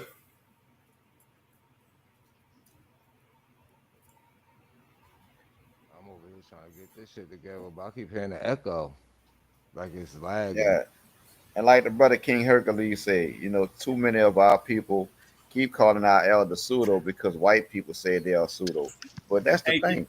It's hey, not can even y'all all. hear it or no? Nah, we couldn't hear it. Oh, Not all white people are calling the elder pseudo. It's like it's white people that are saying a lot of the same things that Renuka Rashida and Ivan Van Sertima are saying. It's like I think Albert Wiener or something like that from America. He was saying the same thing Ivan Van Sertima saying. You know what I'm saying? There's a lot of scholars that said that. Like Jane Elliott, she holds the same belief. You know what I'm saying? So it's not necessarily a white thing, you know what I'm saying? It's a Eurocentric thing. Anybody pushing Eurocentrism will call the elder pseudo, but the Eurocentrism, as it pertains to African cultures, history, and languages, would be the real pseudo stuff because it originates from outside of Africa. all right. I'm press this play button. My bad. I had the mic muted. To do Oh, with the that's Russians. why. We are going to be with them. Y'all can We hear are me? going to work with the Europeans. Yeah. Yeah. Moreover, Europe, they are all going to unite. One day it will be from the Atlantic to the Urals. One day, and then one day they can also have the United States and the other side of the Atlantic with Europe. Well, what are we going to do? There are small prices there. What are they going to do? There is even geopolitics. You have to know how to read geostrategy. Geopolitics today, Europe, you see them, but it is the most. But making Europe is even a nightmare. They have been fighting for centuries. Only recently, we are coming out of the First, Second World War. They don't like each other. The French don't like the English. The English don't like the French. The French don't like the Germans. Even today, they don't like it. When you have the Siflista in Italy, as they say the French evil. And when you have syphilis in France there, and venereal disease, as they say, it's the Italian disease, you see, it's nice. But they overcome their disagreements, their hearts, their problems. They say, if we don't do that, and in front of the power of the dollar, we are lost, we won't be able to develop. Today, the euro beats the dollar or is equivalent, you see. So what? And that means that the Americans, they no longer only have this monopoly, they sell almost at a loss, or they buy at a loss. And things like that, that's the development everyone does. They are all relatives or cousins. They come from here, these white Americans, they are all cousins or relatives, but they do for them. They live there, they do for them. The Chinese do for them, Africans. So when we make Africa for us, but we will also do at the same time for humanity. We will give them what we can give, contribute as much as we can give, but at least we must. But what also prevents us in all these things is the discourse held by colonizing Europe, slavery for several centuries. It's a screed over our heads. You see the speech. What we call the Eurocentric and race. A lot to Bro, unpack. It's a lot to unpack right there. Y'all want to break that down? I mean, I'm gonna say something that is not conventionally acceptable amongst us. Okay, I don't necessarily believe in integration, but I most definitely believe in separation. And those white nationalist organizations been saying that shit for motherfucking 100 years. Take your black ass back to Africa, and I'm gonna have to agree with them. Take your black ass back to Africa. Take your white ass back to Europe. Take your yellow ass back to Asia. Everybody go back to their corners. Dust themselves off. Present yourself, and let's come back to the table. Like we're in modern time now, and I just think that's what it should be, man. That's what it should be. Like, do y'all know how many motherfucking Africans leave Africa, go get degrees, doctors, scientists, physicists? I'm talking about high level, prestigious motherfuckers, and everything that they do helps out Europe. They won't even go take that same shit back to their own country, bro, and help out their own people. And that's why a lot of times you got to watch out for a lot of the continental Africans that's on this side over here with us, because from what I'm told by those revolutionary continental Africans, they saying that the black Africans that come over here from Africa are the Uncle Toms running from them. They say that's the reason why they leaving, because they running from niggas. They own the same shit we own. They own the same shit we own, like as far as like this cultural revolution, knowledge, you know what I'm saying, and kicking the white man out, like they own the same shit. You know what I'm saying? And those who don't want to be down with that shit, they run to America and try to live the American life, man. Shit fucked up. What you gonna build on? Yeah, I heard that from the Amazulu brothers. They said the same thing. It's like y'all have Uncle Tom's house Negroes over there. We got them over here too. You know what I'm saying? Yeah, I And would agree to an extent though, like, cause I think it would be, you know what I mean, some of them over there that's really trying to, I mean, the ones that come over here and send damn near everything back. You know what I mean? I get the exception to that. I mean, I want to speak to the whole of them. You know what I mean, like that. right, So that I 'cause you want y'all to keep this right in mind, right? Have you ever lived by a group of Africans, like a family of Africans? You notice how you don't even know most of their names? Oh You yeah, don't know. You don't even barely know none of them mugs by first name basis. yeah. No, they don't. They ain't gonna interact with you. They gonna do everything in their power to not interact with you. And if they And have to interact with you, yeah, it's definitely you're a right. last resort thing. they saying that's what them continental Africans saying is like, nah, they look at y'all like the white man look at you, and No, yeah. that's why they don't fuck with you. You know what I'm saying? At first I didn't think it was a real thing until I witnessed it myself. Like I lived next door to some Africans for about almost 10 years, and never knew their name until one day I was just like, fuck it, I'm gonna go over here and say something. And I went over there and we became best friends. I've been kicking it. I was popping up over their house every day. You know what I'm saying? Like doing our thing and stuff, laughing, talking. But it was just weird because it was like if I didn't approach them and say nothing, we would have just sat there for another 10 years and never knew each other's name. Yeah, well, you know, a lot of them, they, I mean, instead of living through who they are, they live through their passport status. You Yeah, feel me? And a passport status wouldn't necessarily say African or black. Now, I mean, being though they be traveling through European countries, most of them have European um, lingo on their documents. I say it that way. Know what I mean, at the end of the day. So, and then they get the view. I mean, there's a lot of stuff, the brainwashing that go along with it. You know what I mean? So they particular view of us over here is like, know what I mean, wild crazy. Like I heard that from some of them. Like how we come over here and know what I mean, do this, that, and the third, and you motherfuckers basically been here. You feel me? Like you lazy, but that's not the case. Know what I mean? First of all, you get incentives when you come over here that people that are ignorant.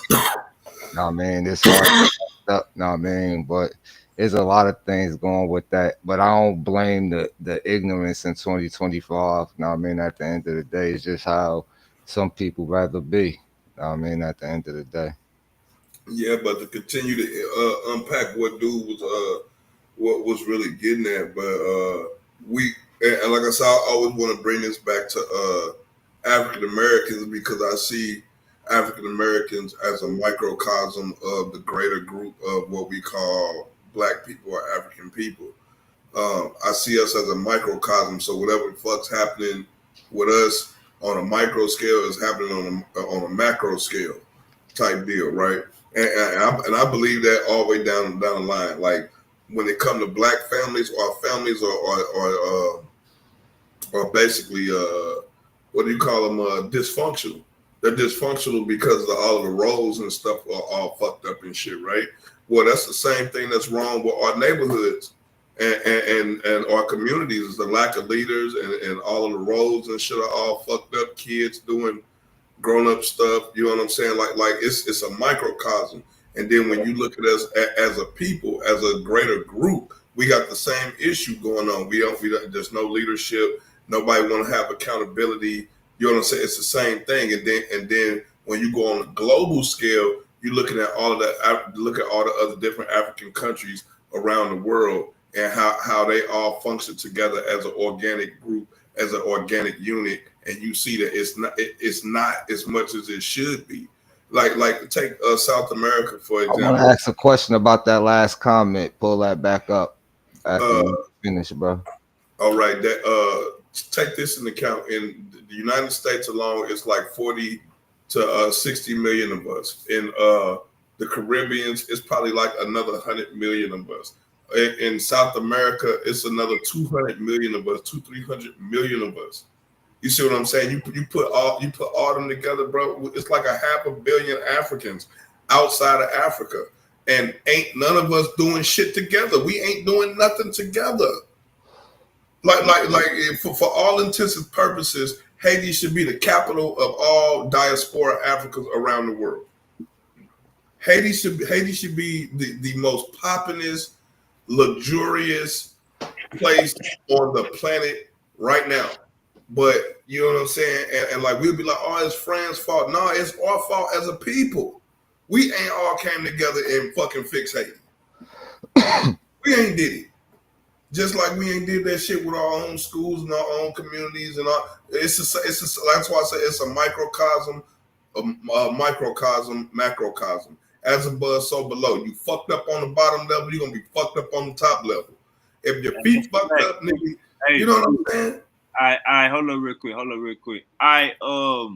Peace to Uncle Lasar, peace to Uncle Harold. Hey, thought you said you wanted to discuss this comment. Go ahead, brother.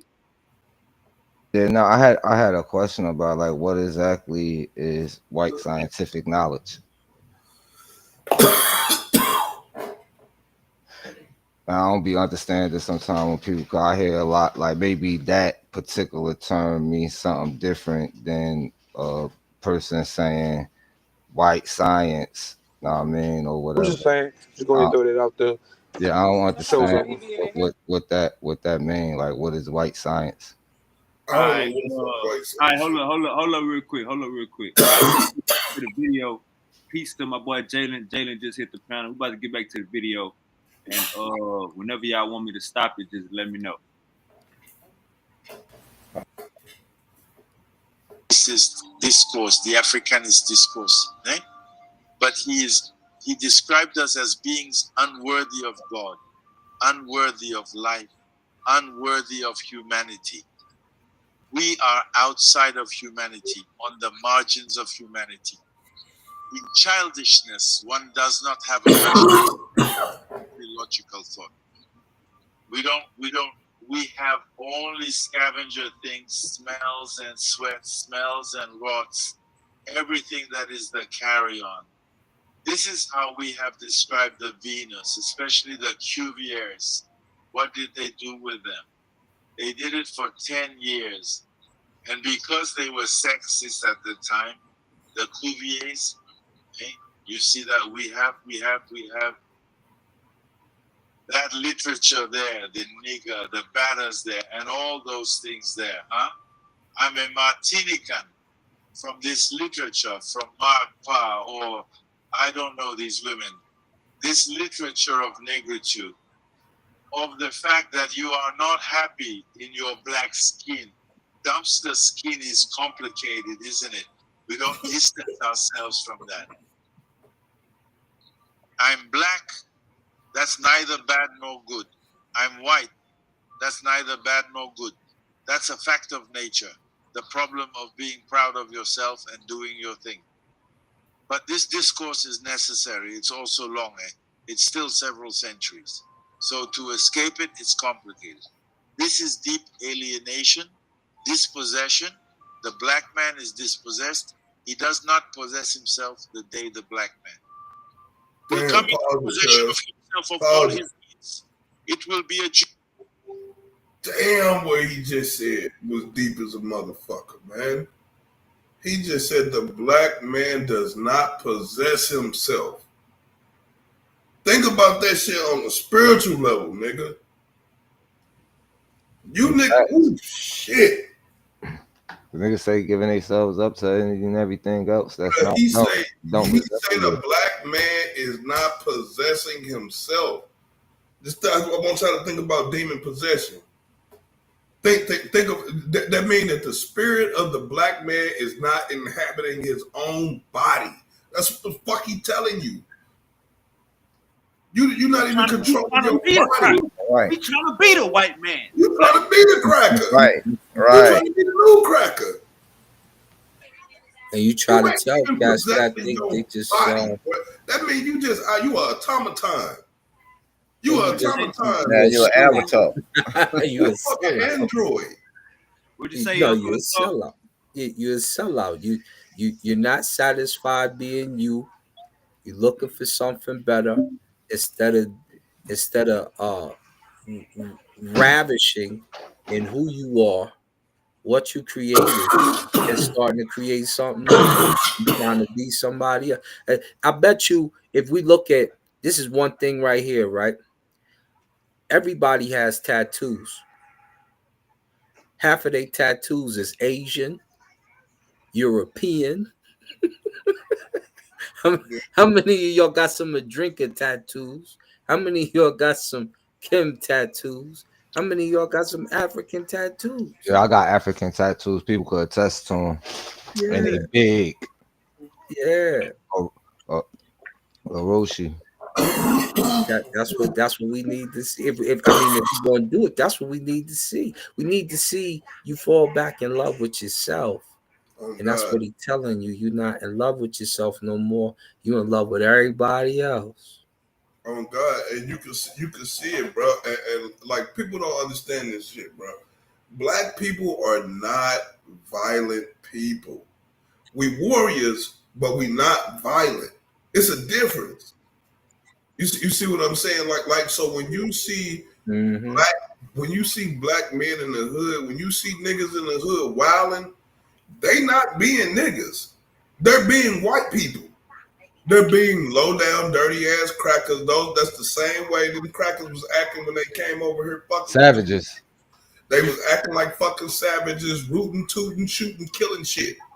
That's what they do. Robbing motherfuckers, taking people's shit, don't have no respect for a motherfucker. That's the white man, bro. But check this out. Right. That's not your ancestors. That's the white man. I like to accept first, you know what I mean, and then have other people do the same thing. In 2025, we knowing this, right? We can't keep saying and doing the same shit we've been doing for years. You know what I mean? Like we know what we know what the problem is. You know what I mean? We need to step outside of the goofy shit, and be us. Know what I mean, be great at who we are. Know what I Yeah. mean, at the end of the day, and stop trying to be everything else. But know what I mean, what is at the end of the day. Like I'm talking about like to the point where like bro, we don't even possess our own culture. Like we have a culture, we just don't possess it. Right. You see what I'm saying? And it's like this all the way around. Nigga, we have land, but we don't possess the land. Right. Nigga, we have families, but we don't possess the families either. We got relatives, and we ain't got no goddamn families.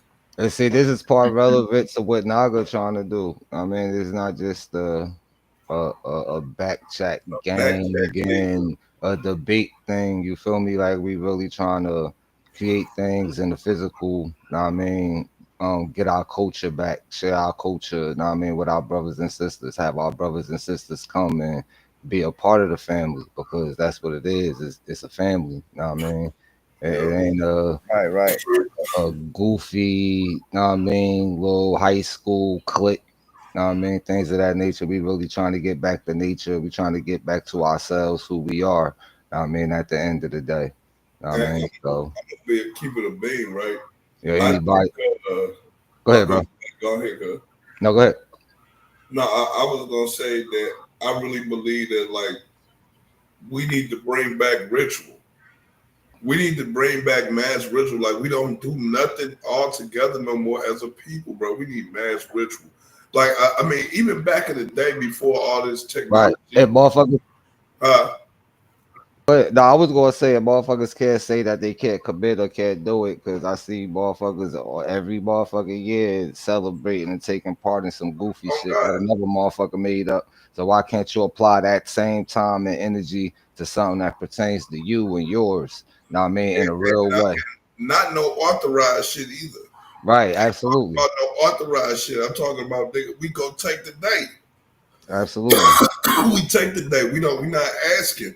Nigga, don't none of you niggas show up to work. Nigga, matter of fact, we found out that you niggas went to work, we beating your ass. Nigga, you get the grade like to beat that nigga. Yeah, the next day, nigga, that's part of the ritual. The next day we beat the shit out of the niggas who took their ass to work. Cause you fucking up the ritual. You know what I'm saying? But Right. we need mass ritual, bro. You know what I'm saying? To bring back that togetherness, that tribal like mentality. I know a lot of And people don't we need people to get your minds right? Because we need people to understand this, right? You have to be willing to gain, right, what you really need and be willing to lose the monetary shit. Now I mean that quote unquote make you comfortable based upon how you were dictated to live your life type shit. You gotta stop being complacent, know what I mean, in your comfort. Know what I mean, and really want change and go after change because there ain't enough to sit around and talk about it. You have to actually, you know what I mean, put in the footwork and actually go out there and in order for you to receive it, you have to go I get mean, it. like, I want y'all to think about this, right? Half the motherfucking, I ain't gonna say half, but a large portion of the planet is ran by a group of people who still live in tents and got rugs or land on sand in the tents. I'm just saying. I'm just saying. Facts. And it's like we could do so much if we didn't let comfort be our guide and our you know what I'm saying, our motive. You know what I'm saying? See, being comfortable and complacency makes a real good slave. The fact that you are comfortable and is the reason why your ass is complacent to all of the bullshit that happened to you. That's why you know what I'm saying, I encourage motherfuckers like Trump to do their worst. Because it's only when black people get their back against the wall do they form like Voltron to actually do some shit together. So if it take a motherfucker like Trump, dumbass, to bring you stupid ass niggas under one motherfucking banner to do something for yourself, I say, let's go. Pedal to the metal. But we need something. So Nigga, for 100 years, all people ain't dead. And I ain't even talking about all the people. I'm just talking about the conscious community. Just the niggas who know. I'm just talking about the niggas who know. I ain't talking about the regular layman. Uncle Assault, you was trying to say something? Yeah, it's just a matter of putting stuff together and in order, right? So, for instance, it was just this weekend we had. You mind if I share my screen? I'm gonna show you how we have a good opportunity and sometimes we fail when we step in the booth to do it. So here we had a protest out here in Colorado and Aurora. The Bloods, Crips, everybody together. All these cops came to break it up. I was supposed to go. I didn't even get to go to this one. I'm usually at all of them. So the youth was doing their thing, man. Cops was not even needed. But then you're gonna turn around and you're gonna see them run up and start twerking on the damn police car. You're gonna see them start twerking on the police car. And it's not like they can do nothing about it because it's only 300 something cops per precinct. And, we be like 1,000 deep, 10,000 deep when it really be popping. You know what I'm saying? Gang wise out here, which we've organized before, we run around, we super deep. You see these kids, they on the cop car. You say, hold on. You say that's Colorado? Yeah, we out here in Colorado, B. Damn, is that many black people in Colorado? God Yeah, damn. we deep out here too. It ain't Hey, like, cats just don't know. And we'll shut it down. And some of us is still powerful. I'm trying to pass it to the youth, but we could get it popping. And we got money. One of the richest black communities in the world. We got money. So, squandering opportunity. Look, the cops is backing up. Like, because if one of them died, they know something gonna That happen. shit is sad, bro. Yeah. Bruh. That And shit is they sad. choose they now, the rally just happened. Now they over here on the cop car twerking. Yeah, that shit is sad, bro. Twerking. Like this That is shit what funny. it You is, see what but I'm this saying? is So painful. But like this shit is like it's upsetting and there's two things that's happening here. Right now, you got the youth expressing their power, right? But they so disorganized they don't really know what to do with it. So watch Well, Big Sis like this, like come here, girl. That's a felony to be on the cop car. Come here. You know what I'm saying? But it's nothing they can do because there's about 10 of us out here that we make a call like, yo, run down on it. And all of that over there, anything with a blinker light on it or anything, will get decimated. You know what I'm saying? So that type of power is one thing, but we don't have like grocery stores or anything like that. We don't have any economical standard that we can employ ourselves. yeah, We got the money to do it. We just but bro, don't organize it and put it together. And that's the problem. but see, they'll let something like this go on because this ain't no threat. Like, No, it's a threat. If you that's if not you a threat. if you see our Capitol building, you see how downtown ended up after Elijah McClain Yeah, but situation. that's carnage and mayhem. Like If I'm you saying, No, that's because not. right after that we boycotted the Target. Right after that, that police sync got like they hit it with a bomb and some other stuff. Yeah, but you know You what understand happens? what I'm saying? And We learned this in St. Louis. You know what happens when you destroy a police precinct? yeah, You know what happens? yeah, They build a bigger martial one. law, all that. They try to Build build it, they but build a bigger one with more cops. no, they don't have the money to unless you fund it. And that's where other cities mess up. Like we control our vote so much, we've had black mayors out here for a while. So when you start to organize how you're voting and what you're voting for and what's going to make the bill, they don't have that much power. The problem is the organization that we need for the youth now is lacking. but this is the thing when you dealing with, know what I mean, like, cause I mess around with that, and when you dealing with like inner city shit, know what I mean, and some like a police station, and you saying the funding, right? Them needing a particular station in a particular section trumps everything on the on the board. Know what I mean, at the time of We shit being defunded the allocated, police and out that here. shit You know that? We defunded them that's for a that couple of people have years to out here. people have So to we stop working. People have to stop no, working to do we that. connected with the NAACP. All that. We don't even call the cops out here. I call Yeah, the but cops but one time out here because they don't do anything. We police ourselves out here. They come usually afterwards after somebody white got hit. no, So yeah, absolutely. when it came to us, we defunded them out here. And That then that's the part that I I'm think just how you last year they defund the refunded police if the cops. get funded for taxes. Yeah, we defunded them. And it's because we put it on the Everybody vote, stop we put it working. on the ballot, and everybody felt the same way. It's called setting up your caucus and moving in unison. And when you do No, that, but you can't we defund the did it. police We in a already did it. state It is not you can't. We did it. that you will So have to stop. Everybody yeah. will have to stop working. Yeah. Everyone will have to So stop. why they still got No, it police? just means that once we organized it on I the deal with bill and the political. ballot, you I don't deal know with because we political did it stuff. and you still talking about it. That's my Yeah, point. We yeah. did it. So when you You talking about you can't so do we it. got You already these, You did it. can't defund the police like it's I a mean, tax let's thing. You let's can. You could entertain the defund the thought though. police in your county, and that's what What happened is to the cops in defunded I, Denver. police? Let's entertain the thought though. What does a defunded police department look like? When we did it out here, Yeah, what that look like? the only bad thing is that the mayor that we put in office, Michael Cox, who used to go to East with us, ended up letting a lot of homeless come down here.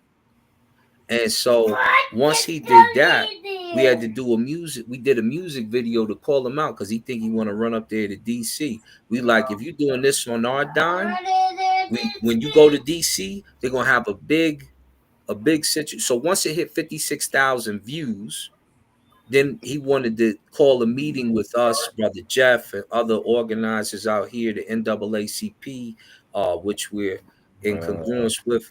And then he wanted to have a meeting, and then he got it together. And then after that, the vote was not to defund the police for the next go round. But if you disrespect us, we're going to move in numbers. That's the type of organization that's necessary. how do you Yeah, defund the what police? does that look like? How, what does that look? What does a Yeah. defunded police department look like? Hold up, mama. What you boy, knock it off. What you do is first you gotta get together, put it on the ballot. Brother, what does a defunded police department? Brother, What is listen, a I'm defunded telling you the details police? so that you know how to do it now. No, I'm not asking No, how it's I done. deal with politics. I actually like I'm deal with asking what does that city look like? politics. Like as But what far does it as look like? Out here it looks what fine. does it look like as far as force goes? Because when you say defund, like when you say I defunded these motherfuckers, it's like okay, well they ain't got enough money to pay for gas and cars and guns and upgrades to this, and you know what I'm saying? Like there's no money for it, so you know they back to riding horses and all type of shit like that. Like you know, so I'm Well, trying. they still got gas money and cars, and you still have millionaires that are white out here that are going to fund and put money Okay, up for them. They still do their The main funding is calling tax around and paying hold money. tight, hold your thought right quick. They still do their Oh, you know, when you call around and ask for money. So they still have that. They do that. Hold on. So if the Fed and the state ain't funding the police, and then That let's means say your tax dollars stop paying for those right, private that's cool. localities. Now let's say for instance, Jerry Buttafuoco down the street, he's the mob boss.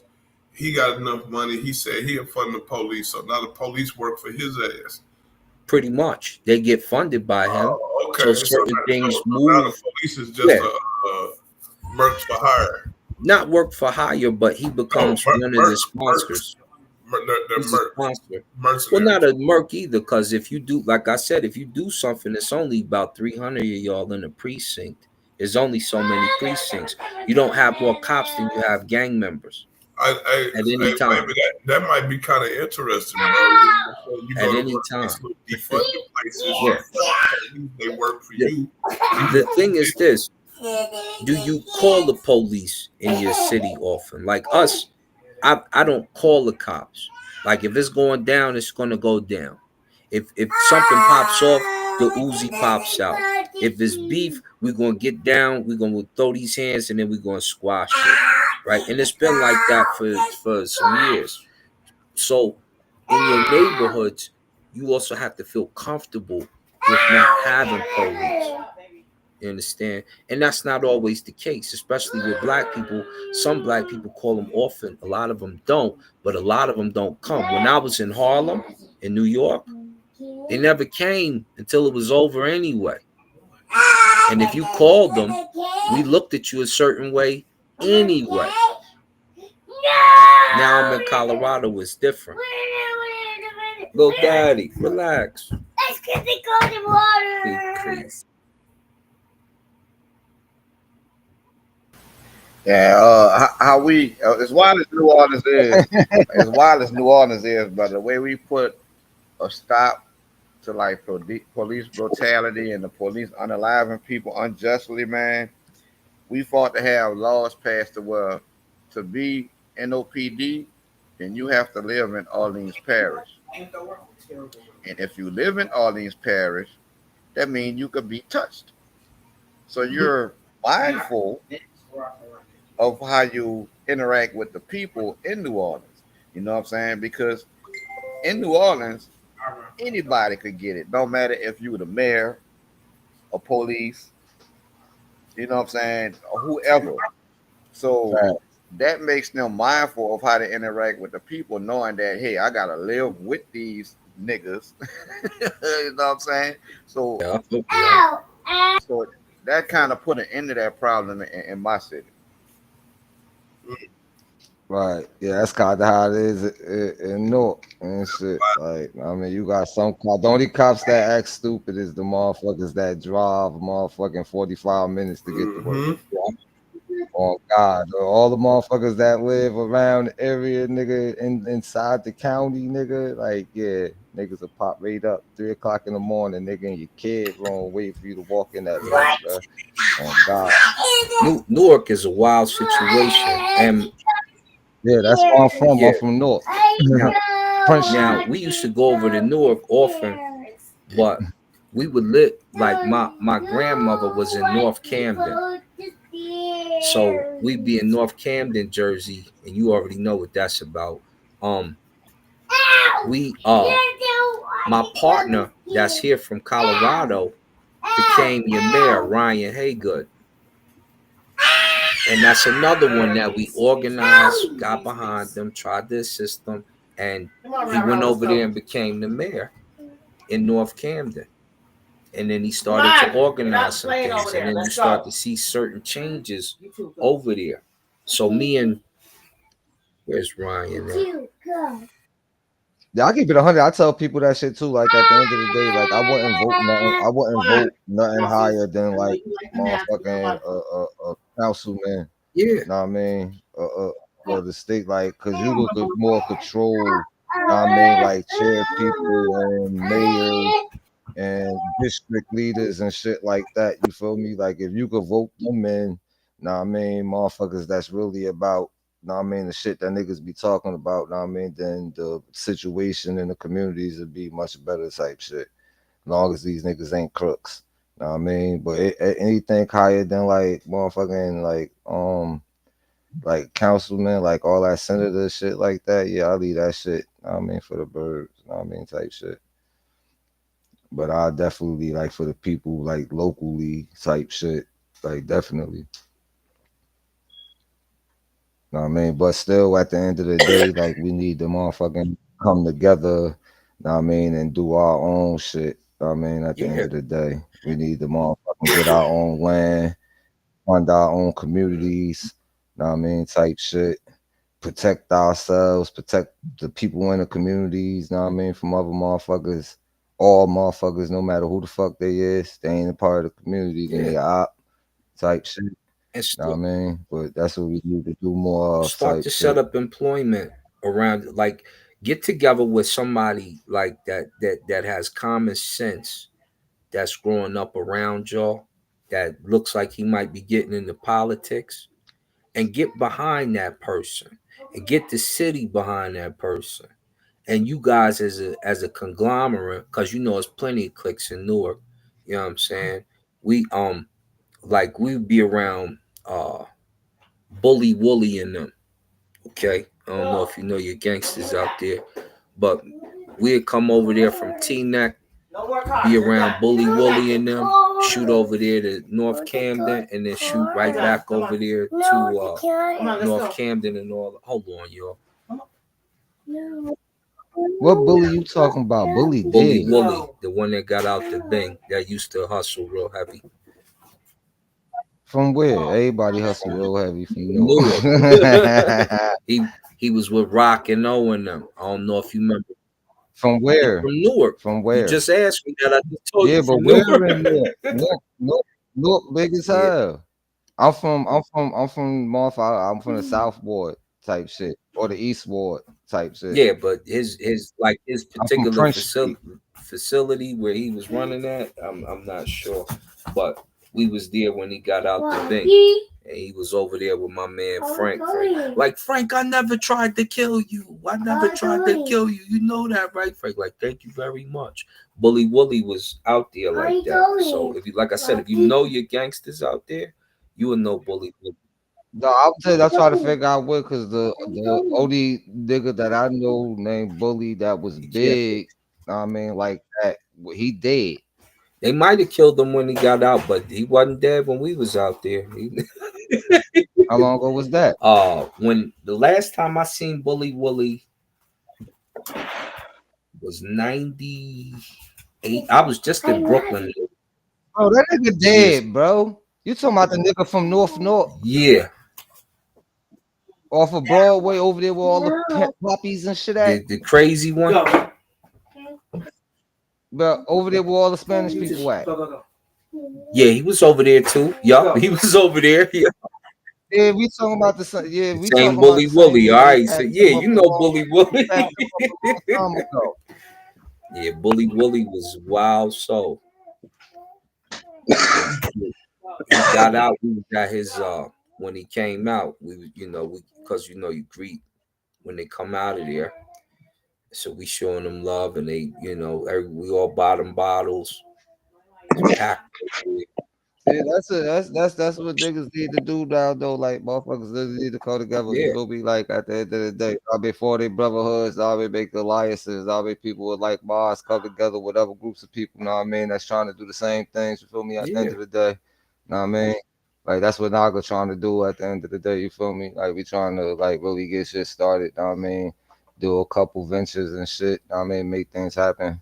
Now, I mean, not just for us, but I mean, for people around us, the community, things of that nature, create jobs for people.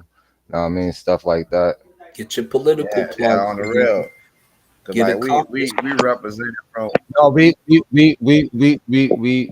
got a political branch of Nagas called niggas. See, that ain't gonna work now. You got the. No, is what we not going to do, right?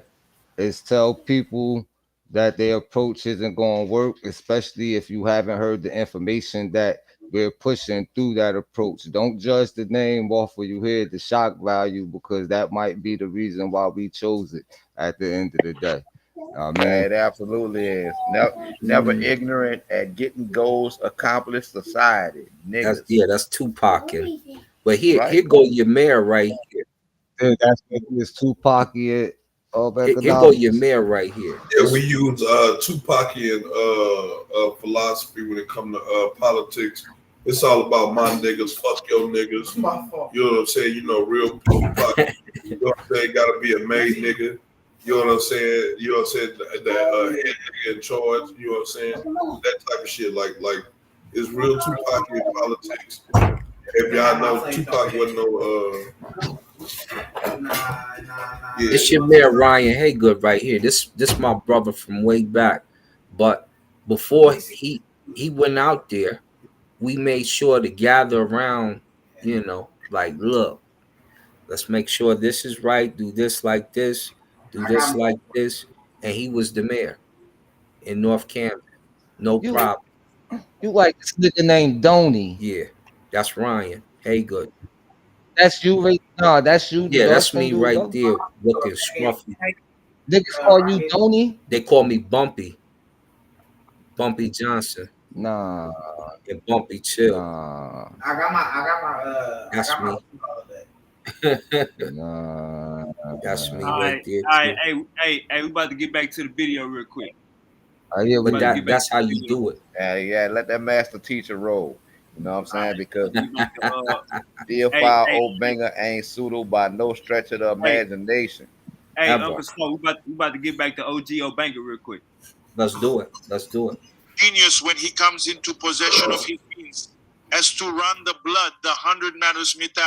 You see well that he is a genius, right? When he takes possession of himself to do boxing, to see that he is a genius, not when he takes possession of himself to make music, the zooks in your house or the casas, or that they are geniuses, no. When the king regains possession of himself, he is creative, but it is when he deflects that he does nothing at all, that he imitates, and that he becomes a more or less educated monkey. You see? And that's the misfortune. But when he is in possession of himself, failure, Anta Diop, was in possession of himself. This is why he broke with the Africanist discourse. He broke up a 23-year-old boy. Coming from an illiterate family, doesn't know how to write French or anything like that. He comes to France, he reads the bouquets, he doesn't find himself, it's alienation. And when everyone sang about existence, it's Jean-Paul's Ali or Albert Camus or Singo's Negritude, educated by supposedly the Leo Frobenius with friends everywhere in the universe. He said, no, we can't do it like that. He said, no. It is the falsification of history. We cannot see in the falsification. He broke, we who come, yes, dear, we do not agree. The scientists are not, but what scientists? Scholars disagree with Anta Diop. Specialists, which specialists? There was the clash in Cairo. In the end, we did not read the Cairo thing. There were the Cairo spoke, no Czech was not, but as Chirk won in Cairo. He is now an Afrocentrist. And what does that mean? It says that he is recentering against us, and we are also doing reverse racism against Europeans. But we people who love men the most on earth are black people. We love whites, we love yellows, we love everyone, we love too much.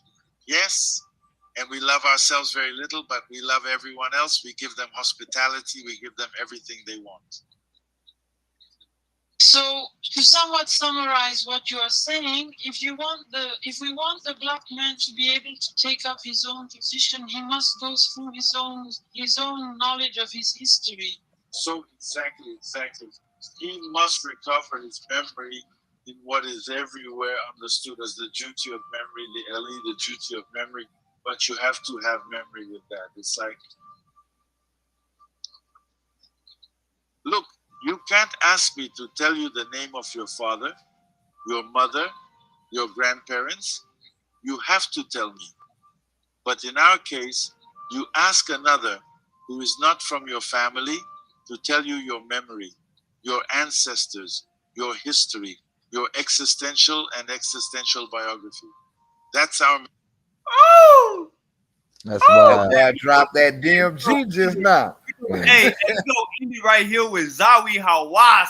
This who Right. they think built the pyramids, man. This nigga would have skin cancer by the age of 15. Hey, bro, Hey, they Right. need the He a motherfucking get straight rid up of that. gatekeeper, man. Yeah, they need to hey, get hey, rid of him, that was bro. Oh, Pop. they For Hey, real. did. let They me did, but say they this. put Hey, another that was gatekeeper powerful. in Let me place. say this. Nah, bro, he ain't DMG. motherfucking Let me stepped say this. down. He Hold still up. got Everybody his relax. position. Uncle DMG. Hold up. Everybody relax. Uncle DMG. Clip that part.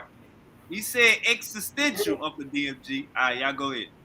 I ain't gonna lie, bro. I do not like this nigga. Yeah, I caught that too. Wave it. He dropped that DMG on him.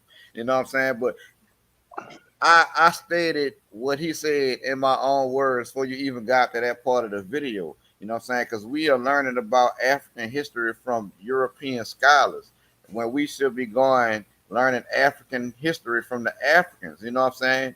It was Joseph Greenberg who divided the African languages up into these separate language families. But when you go look at these separate language families, you see a connection across them. You know what I'm saying? You see connection between Nilo-Saharan, Niger-Congo, Afro-Asiatic, and even going all the way back to Khoi-Khoi. You see these Hey, connections, hey, and if King. we not Hey, going to King. look at them at Hey, King. ourselves, then Hey, King. Niggas get mad. Niggas get mad at y'all for saying Negroid. Check this out. Niggas get mad at y'all for saying Negroid, but these niggas be saying Semitic and Shemitic and shit. Go ahead, brother. right, and bruh, you got to think about it. See, they tell you, oh, these are outdated scientific terms, Negroid, Mongoloid, Caucasoid, but they're not telling you why it became outdated. What information came forward to make these sciences outdated was the fact that I ain't gonna say black, the Africans have the diversity that accounts for each one of these skull types inside of Africa. That's why it is outdated. That you can't use this to identify races when all of these different skull types are present inside Africa. You know what I'm saying? And as soon as they started finding Negroid skulls all over the planet, now they want to rule out this science. You know what I'm saying? Because all before they told you that Lucy was a Negro, they were still using skull morphology. You know what I'm saying? It's even still used today. It's like they want to rule it out because it's proven that our people were everywhere. You know what I'm saying? We are indigenous to the entire planet, man. And that's a whole problem. So if we're not going to go inside of Africa and learn African history as told by the Africans, we're not only doing the Africans a disservice, we're doing ourselves a disservice as well. You know what I'm saying? Because they didn't divide their languages up into these language families. Right. Yeah, man. But people don't even want to find out about themselves for real. Know what I mean? So to think that somebody gonna really put in the time to go figure out something that they feel as though don't even have a connection to them. I mean, at the end of the day. Right. And it's like, I ain't gonna call the brother name, but the brother keep calling me Afrocentric and calling our view Afrocentric while pushing a Eurocentric narrative. And I asked the brother, I'm like, has Eurocentrism lied to us at any point in history? Right? He said yes and agreed that Eurocentrism has lied to us. Okay, so if it wasn't for Eurocentric scholars lying to us, would there even be a need for Afrocentrism? Would there even be a need for us to push Afrocentric narratives from that is coming from the Africans themselves? It's Right. like Afrocentric just means African centered. And when we're talking about African history, how is that not African centered? I don't get it. Yeah. That shit bothers me when I hear another, melanated person say that, bro. I mean, like, how you supposed to be? How you like you just that?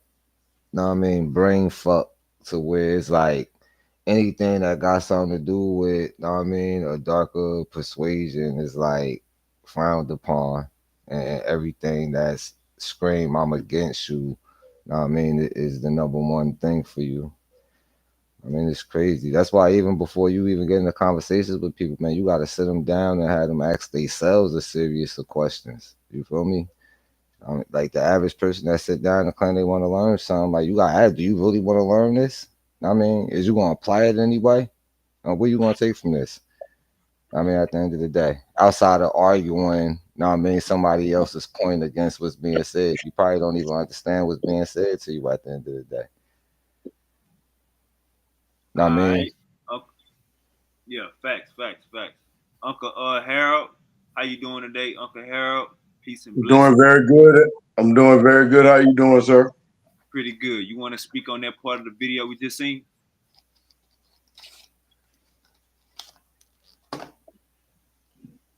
Um, I'm a listening ear.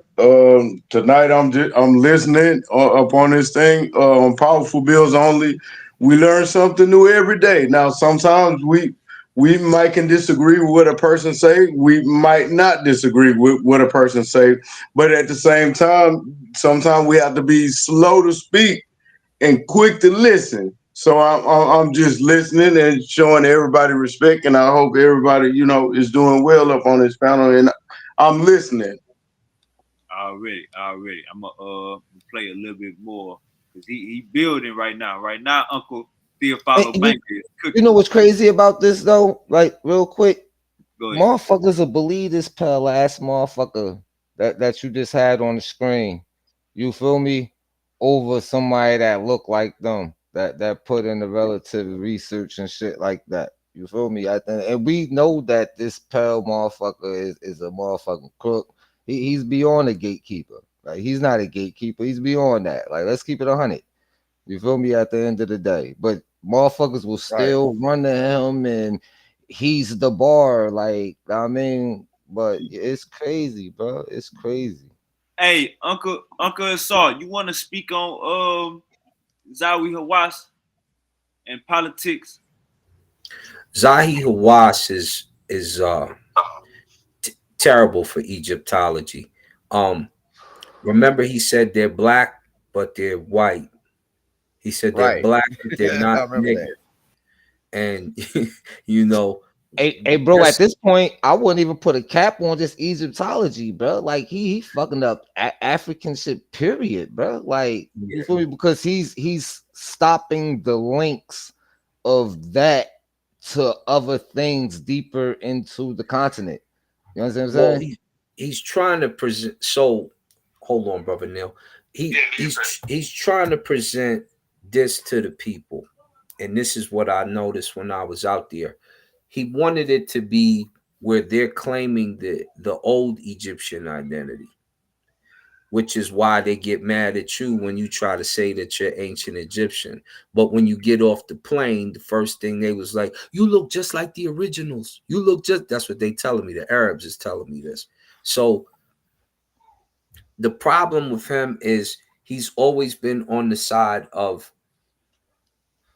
anti-black and anti-white as well. He's trying to make an Arab reality out of everything. We know you were the Persians.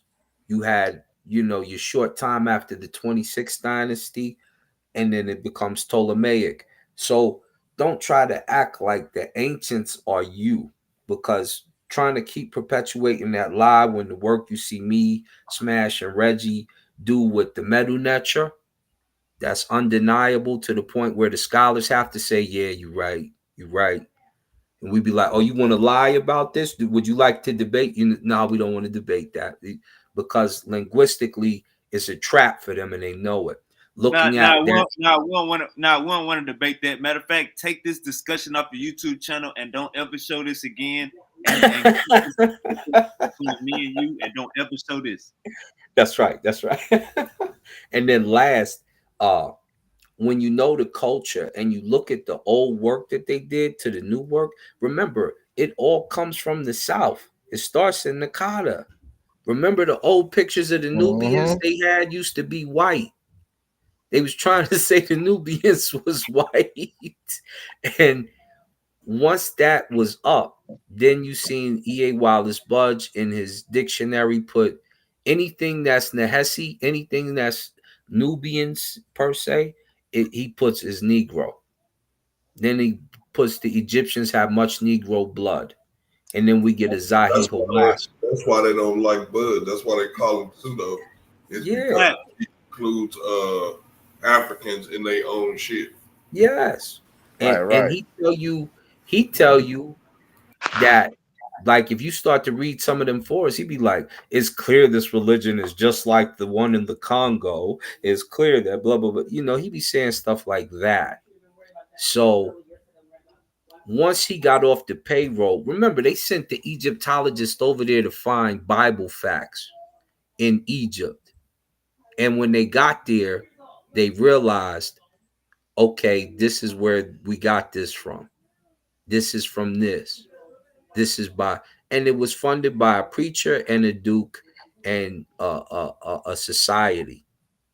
Now that that's up, you just have a Zahi Hawass trying to keep it Arab. They think that, remember, Egypt is ran off of tourism. So they think that if it turns black, nobody will come see it. But no, dummy. Don't you see everybody trying to break dance? Don't you see all these cultures trying to rap?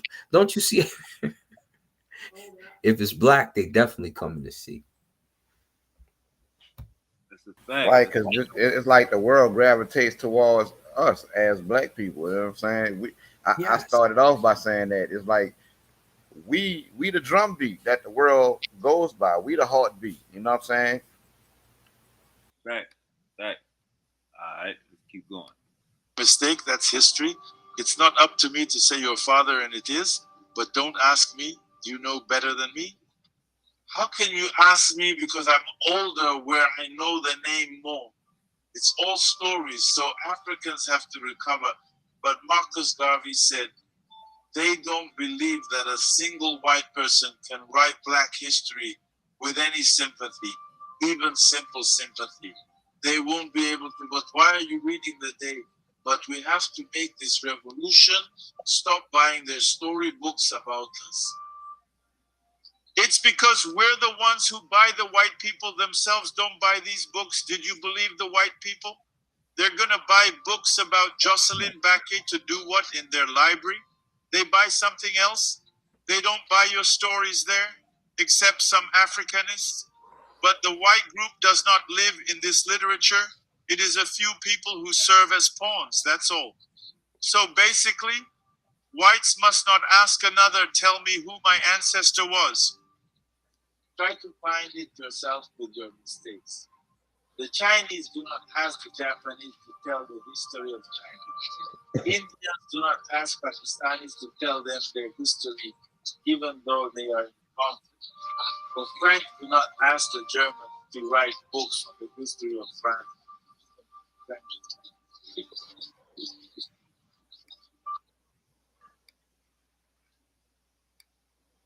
Let's get it.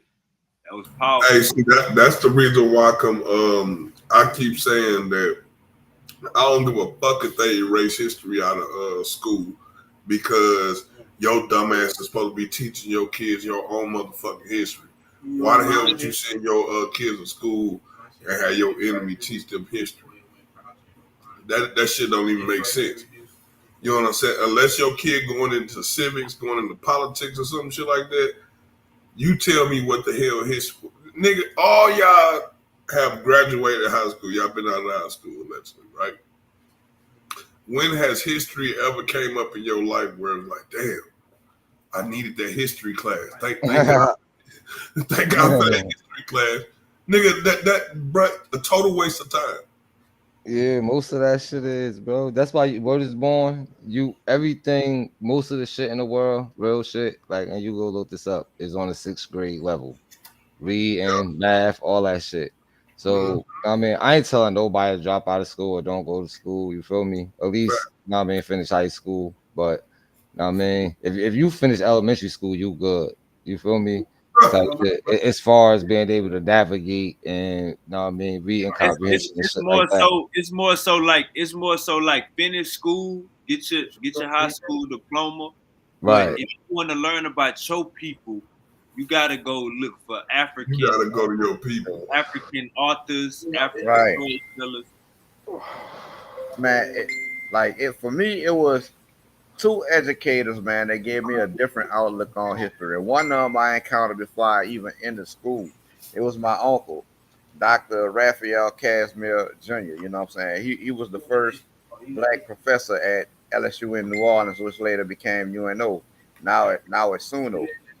And he used to quiz us on African history after Sunday dinner, and this was how we earned dessert. You know what I'm saying? And a lot of stuff I learned from him I never encountered through school.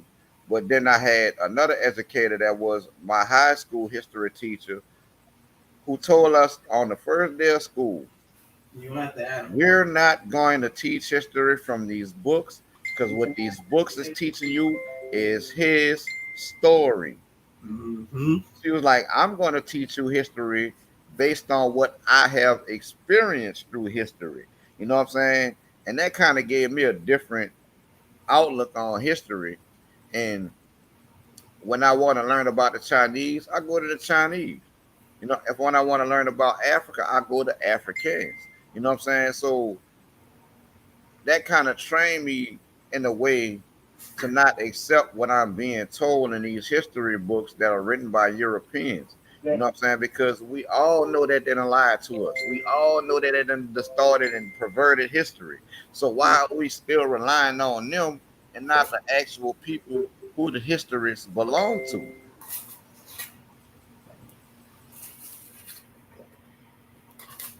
I mean, what they say into consideration, because you'll be a fool not to. But fuck, no, I Yeah, ain't right. gonna blind faith that shit. Now, don't get me wrong. If what the white historians are saying lines up with what the Africans are saying, now I'm going to roll with it. But if this version of history is not adding up with the history that the people themselves are saying about themselves, then I got to side with the people and the story they're telling about themselves over what's being pushed to me in this book.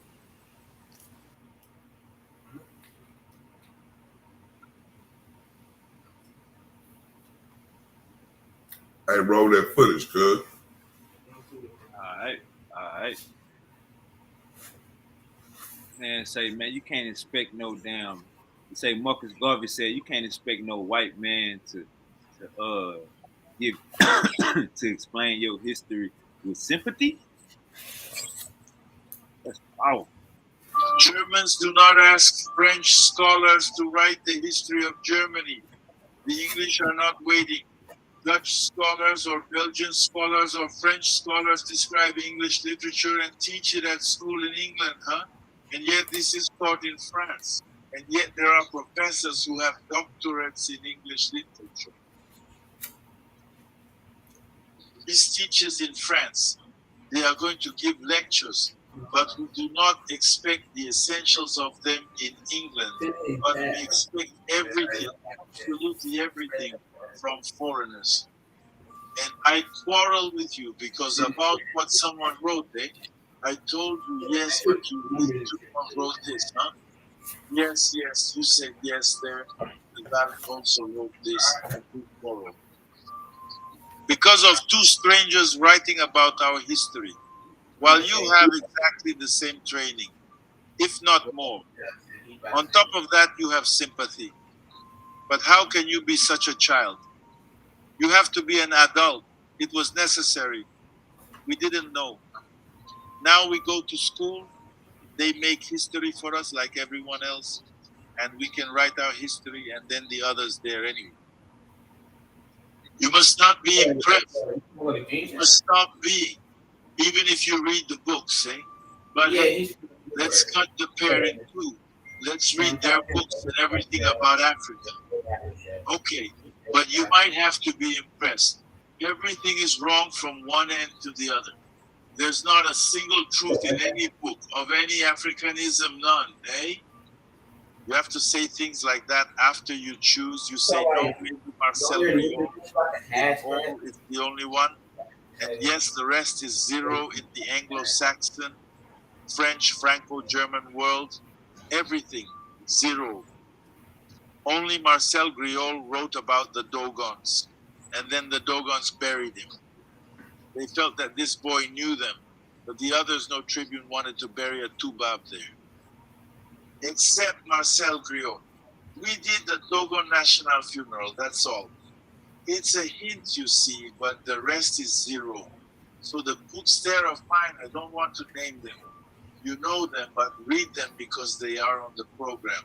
Buy because it's the environment. But I guarantee you there's not a shred of truth in it. No, All okay. African. Yeah, listen in your username. The one that you sent me. Send it in Man, the I chat. don't know if y'all just realized what Uncle OG Obanga just said. He said everything you reading about the Dogons is false. Like how these niggas be discrediting the Dogons he basically just said like you getting a whole outside perspective. Ain't nothing firsthand. Right, That's right. Paul. Because see, it's like they're they guard their knowledge, they guard their wisdom and their information, and they're not just gonna give it to just anybody. You know what I'm saying? And unless you're getting it from them, then you are absolutely telling a lie. You're you're being the real pseudo. And people think they can just pick up a book written by a European and learn about these different tribes across Africa. And to me, that's the real pseudo shit. You got to go humbly to the elders of these tribes and learn from them. You know what I'm saying? And if you go to them humbly, they'll open up and give you this information because they know that it can't die with them. It can't go in the grave with them. They have to pass it down to somebody. You know what I'm saying? And for the most part, us over here in the West show more interest to these cultures and these histories than the people over there do.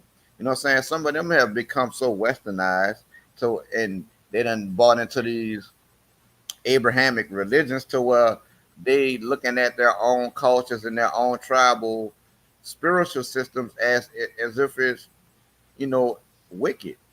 I had a couple Africans tell me that too when it was like, "Oh, you West African, why don't you gravitate towards West Africa? Why don't you?" I'm like, "Well, New Orleans does." I'm like, "That's how we get voodoo. It goes back to voodoo. And that's West African. Oh, that's wicked. That's of the devil." All while pushing Abrahamic narrative. You know what I'm saying? But I'm like, you're African and you're demonizing your own cultural practices. Don't make no sense to me.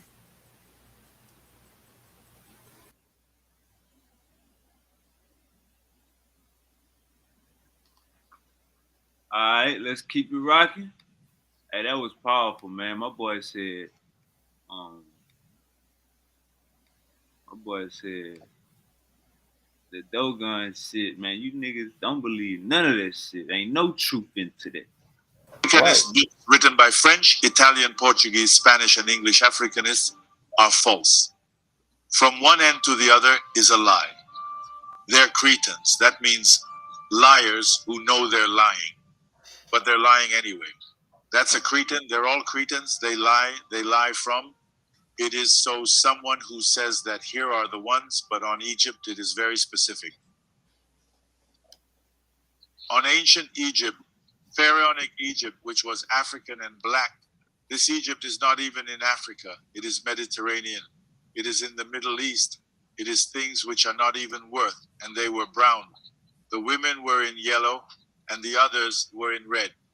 And that anything, even when the DN says this, even when molecular biology says this, even when the testimony is ancient of the sea, it's here, but it's but it's the falsification of history. I don't know why I would read his book. It must be said clearly. There is no truth in the books written by Europeans. Man, we gotta discuss this, man. He just said molecular biology. Even when they go to DNA, it's all bullshit. We gotta discuss this. Right. Of course. You know what I'm saying? It's Mediterranean or it's Eurasian. You know what I'm saying? Because it could be found outside of Africa as well as inside of Africa. But that's that's not necessarily true when you look at DNA.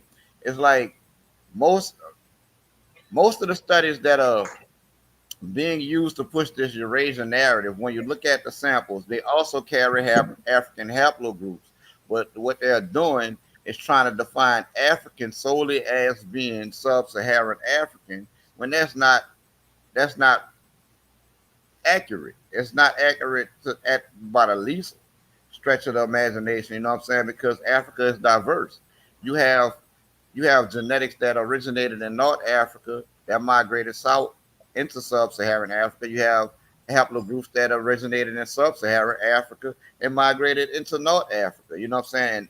And most of them were these migration patterns were along East African corridor. You know what I'm saying? The like for us EM 215 and EM 35, they are associated with the spread of Afro-Asiatic languages from the Horn of Africa. You know what I'm saying? So, but they're using these same haplogroups and calling them Eurasian just because they migrated outside of Africa, when that is the real pseudo shit. You know what I'm saying? And like I'm saying, it's like, or they're trying to use the SNPs of the single nucleotide polymorphisms to make a distinction, when that's not what makes a distinction between black people and people of other hues. You know what I'm saying? For as the pale people, that will go back to point mutation. You know what I'm saying? Like SLC 24A5 and SLC 45A2. So what are they using to make the distinction in these African haplogroups to call them Eurasian? It's like you can read up the peer reviews on a lot of these studies, and these questions are being asked by other geneticists, anthropologists, linguists. You know what I'm saying? A diverse range of scholars are asking these questions about these narratives that they're trying to paint in molecular biology. You know what I'm saying? To carve Egypt away from Africa, bro. And I'm not gonna stand for it. Naga front lines trying to fight that shit. I ain't lying. Come on, man. Yeah, absolutely. I mean, especially when you take it back to the pre-dynastic era, know what I mean, and even prior to that, know what I mean, where they want to count as part of being the dynasties. Know what I mean, when you really look at it and shit, it's the same people. Know what I mean, they only changing the people up due to advances in technology, should we say? Because the only thing that's changing the people up into a certain point is pottery. Know what I mean? Being better than it was the century prior, as it should. Know what I mean? But we see that these people are from, know what I mean, at least from the southern east coast, know what I mean, of Africa. Know what I mean, coming from the interior. We see that the language itself is definitely coming from central. Know what I mean, at the end of the day. We can see the religion, know what I mean, itself actually coming up from the south. Know what I mean, following the totems up until the point they became anamorphic figures. Know what I mean, animals with human bodies and things of that such. Know what I mean, so everything about it, know what I mean, points to it being African. Know what I mean, but we still got people that want to sit up and listen to people that don't look like you. Know what I mean, you can even take the shit that they putting out, know what I mean, to solidify the argument that it comes from where it's at. Know what I mean, at the end of the day, just gotta know what you're looking at. If you keep listening to the way they giving it to you and listening to the brainwashing of it, you'll never look at the things that you need to look at to solidify that fact. And you'll still keep running around with this European thought in your mind. Right, But right. it's 2025, so at the end of the day, what you don't know is absolutely 100% your fault. Yeah, it's your fault because a lot of this take a simple Google search. You know what I'm saying? like I'm about to share my screen right quick. Hold up.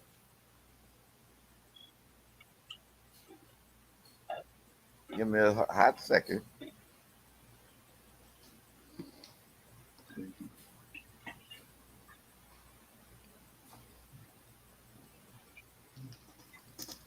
Let me know when y'all see it. Y'all see it? Yep, yep. I asked a simple question. Does African Y DNA haplogroup EM35 subclades have genetic continuity in Africa, the Levant, and the Middle East predating Eurasian migration? The answer is yes. African Y DNA haplogroup EM35 subclades exhibit genetic continuity across Africa, the Levant, and the Middle East, predating Eurasian back migration. This continuity is supported by both the geographical distribution of these subclades and evidence of ancient DNA. Elaboration, origin, and distribution. Haplogroup EM35, along with its major subclades, is thought to have originated in North Africa, the Horn of Africa, or nearby areas in the Near East. These subclades are not homogeneously distributed across Africa, with some found in both northern and eastern regions, while others are more restricted. evidence of ancient DNA. Ancient DNA studies have provided evidence of this continuity, with ancient individuals in the Maghreb, North Africa, exhibiting an autochthonous genomic component that also appears in modern North Africans, suggesting an ancestral connection. Eurasian back migration. Let me scroll down a little bit. While there is evidence of gene flow from Africa to Eurasia, particularly to the Levant, there is also evidence of back migration, where some of these haplogroups have returned to Africa or other parts of the world. Genetic continuity in the Levant and Middle East. The presence of specific modal haplotypes at significant frequencies in North Africa, the southern Levant, and Yemen suggests that these haplogroups have been present in these regions for a considerable time, predating the Eurasian back migration. What are we talking about? You know what I'm saying? So people are trying to skew that information and try to make these haplogroups be Eurasian to push the Eurasian narrative when they indeed originated inside of Africa. You know what I'm saying? And they'll try to use the presence of L3 on the mitochondria side to push the Eurasian narrative when this is African mitochondrial haplogroup. They'll even try to push M and N and speak in absolutes as if M and N are Eurasian when it's still a topic of debate whether or not these haplogroups diverge from L3 inside of Africa or outside of Africa after migration. You know what I'm saying? There ain't Even no that's debate still about a topic that. of debate today. There ain't no debate about that. If watch, I'll do you one better. Because the argument is, are they sub-Saharan? Are they Southern Saharan? So watch this, right? Right. I'm gonna share this real quick. We just going to end the whole little situation. This is right here. The ancient Egyptian mummy genome suggests an increase of sub-Saharan African ancestry in the Roman periods. So if it's going all the way to the Roman period, guess what? Now let's get into it real quick. The samples recovered from Middle Egypt span around 1,300 years of ancient Egyptian history from the New Kingdom to the Roman period. Our analysis revealed that ancient Egyptians shared more ancestry with Near Easterners than present day Egyptians, who received an additional sub Saharan admixture in recent times. Now, it starts with the sub Saharan when we go up here. It's so bad. I just be like, I don't even know why y'all. Let's click this one. This is ancient DNA from the Green Sahara reveals ancestral North African lineage. The majority of Tekakori individuals' ancestry stems from a previously unknown North African genetic lineage that diverged from sub-Saharan African lineages around the same time as present-day humans outside Africa remained isolated throughout most of its existence. So if it remained isolated for most of its existence, and it was North African genetic lineage that was sub-Saharan African, guess what they look like? Us. Yeah. When we go to this is why I pull up the rock art, because the rock art is them in their early Yeah, you talking state. about like from Tassili Niagara, right? Yes. When you pull up that rock art eventually becomes the stela. This is how they traced some of the lineage and how they knew it was them. The bodies in the graves buried a certain way, like Central Africa. Both Takakori individuals are closely related to ancestry first documented in 15,000-year-old foragers from Tafaral cave in Morocco. And y'all seen the afros in the cave in Morocco when I showed it on Smashes before. It's very simple. It's very simple. This is not rocket science. It tells you right here, it tells you below, sub-Saharan African lineage, Southern Saharan Africans. Yeah, absolutely. I just said that 5 minutes ago. Like Yeah, at the end of the day, Right. all the shit that motherfucking go with. Hey, you look at the evidence and the information. I mean, at the end of the day, you look at it objectively. You know what I mean, you don't even have to be like you can give it to somebody that just came into it that don't know much. They gonna come to the same conclusion at the end of the day.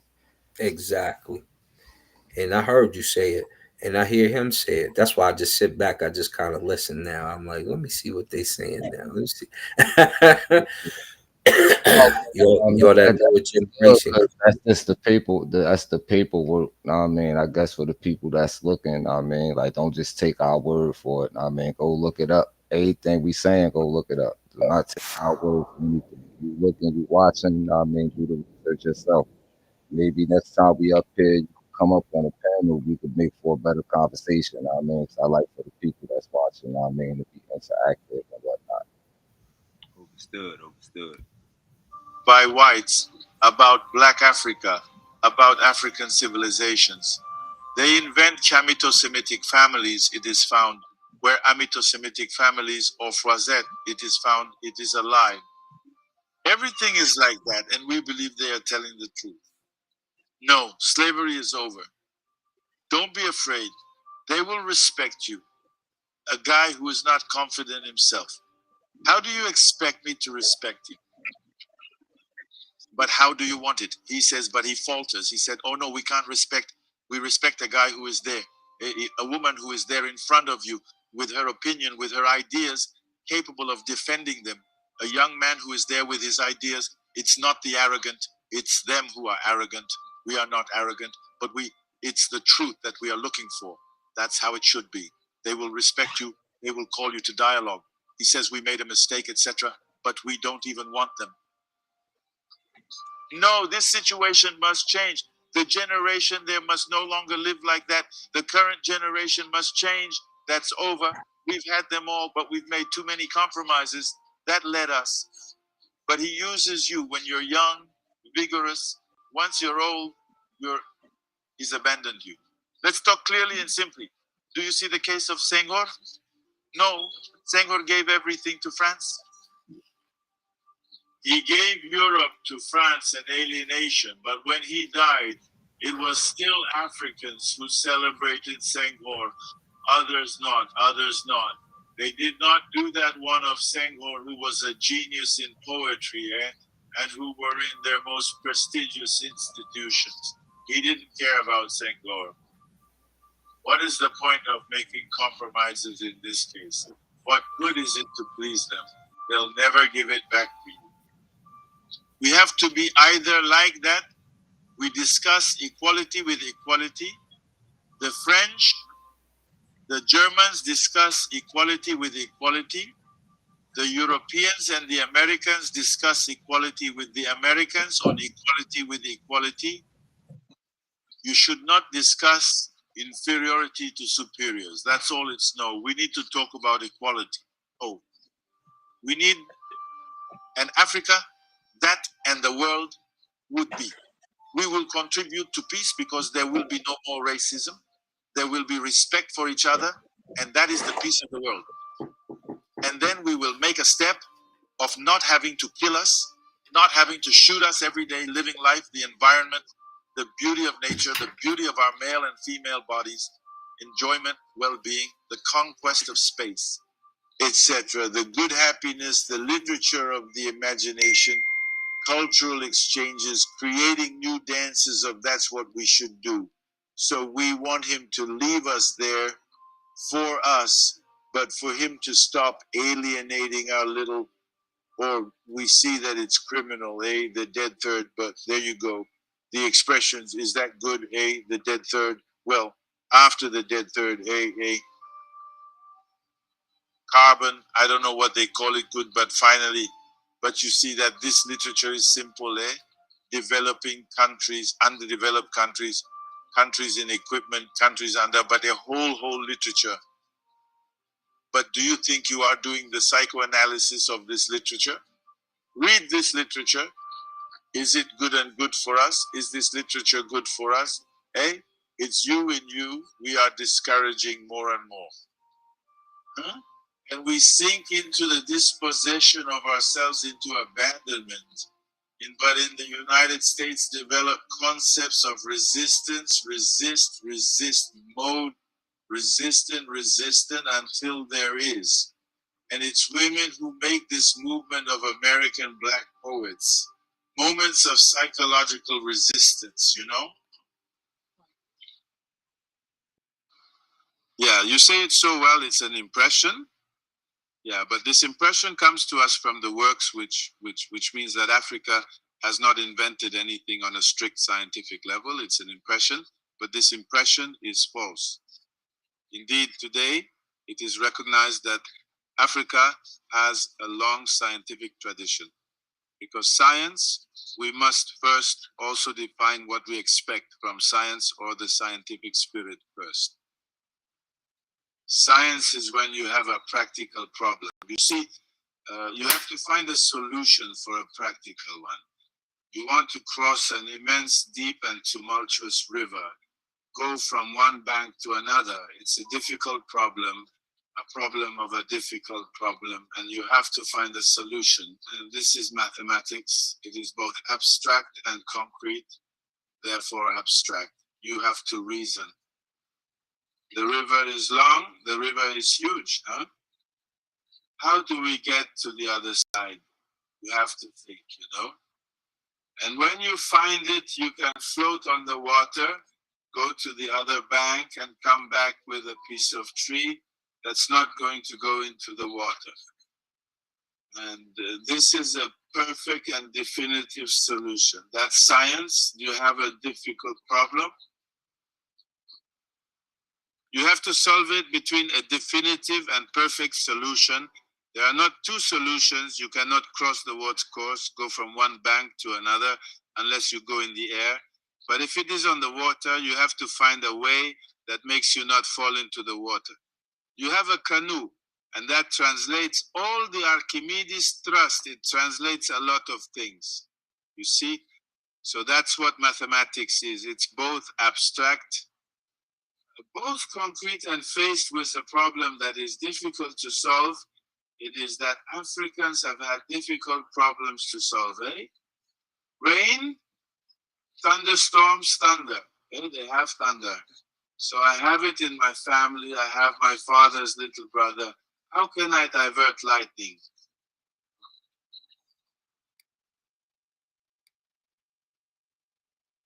Hey, bro, because I'm a little. Somebody said that he was pseudo. Yeah. And say Ethel. That's the problem, man. Like, first of all, right, we gotta understand. All right, let's just go with the thought, I guess. Right, we wouldn't be right where we at today as far as us that deal with the information, right? If we didn't have our ancestors who you goofballs today is calling pseudo based upon that it is crazy. Like, you talk to the person that said he was pseudo. Like, what do we know about this man? Like, and what is he saying is pseudo about him? He Afrocentric basically, and that's about far as I it mean, goes. first, because we doing a disservice. We do a disservice in the conscious community to what pseudo is, right? Right. At the end of the day, and when most people say pseudo, they really being like trash, and that's not technically what pseudo is. It's not. And Uh, I asked them. I tried to ask them what about Theophilo Bank and Tank Ata Diop's work as pseudo, and they really couldn't point to one thing. You know what I'm saying? This is why when we get to do these people put these same pale skinned quote unquote scholars, know what I mean, through the same rigorous tests that they put the black scholars through, know what I mean, to see if they work is legitimate or not, or to see if it's pseudo or this straight trash at the end of the day. Because most of the stuff that I see people working with, they still working with the information that has racist undertones, right? So we know that a lot of that shit is outdated, right? You're not dealing with technically the stuff that people be dealing with to prove their stances will consider to be pseudo, right? Because it's not widely accepted. Know what I mean? You proving your stance with shit that is actually pseudo. Know what I mean? Under all, know what I mean, purposes of what the word mean, type shit. It's just wild crazy, man, to me when people sit up and wanna, I mean, talk about our black. Like you wouldn't be like you wouldn't like you fuck the information you not having today, right? Because of the information they put out and the things that they did, they made it possible for you to even have certain liberties today that wouldn't even necessarily have nothing to do with the information that you probably should know. Right. You know what I'm saying? It's like we probably wouldn't even have a conscious community if it wasn't for scholars like Theophilo Banger, Cheikh Anta Diop, John Heinrich No, Clark. we wouldn't. We wouldn't even have a conscious community. But to have people in the community calling them pseudo, not only calling them pseudo, but just to outright disrespect them. You know what I'm saying? I take offense to that.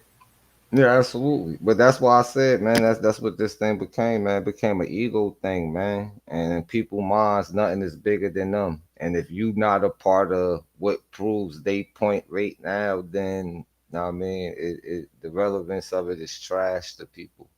And that's sad, man. We see that when people debate because they purposely come up and lie. Know what I mean, like you lying to the people. Know what I mean, at the end of the day, but you come up here and lie nevertheless. Know what I mean, to facilitate your ego and get this win. Know what I mean, but you out here propagating, know what I mean, false information and shit like that. You worse than the enemy at this point. I mean, you already turning your back Right. on the culture because you saying the people that pioneered this conscious bullshit that we had today, and by no means is it their fault. It's 100% our fault. Know what I mean? But they ushered this shit in. Like you said, if it wasn't for them, we wouldn't have none of this, bro. We wouldn't be sitting down having these discussions. Know what I mean? The world will probably be quite different today. You feel me? Type shit. Know what I mean? Based upon things we know, things that had to be widely accepted, which in turn change things based upon the view and politics.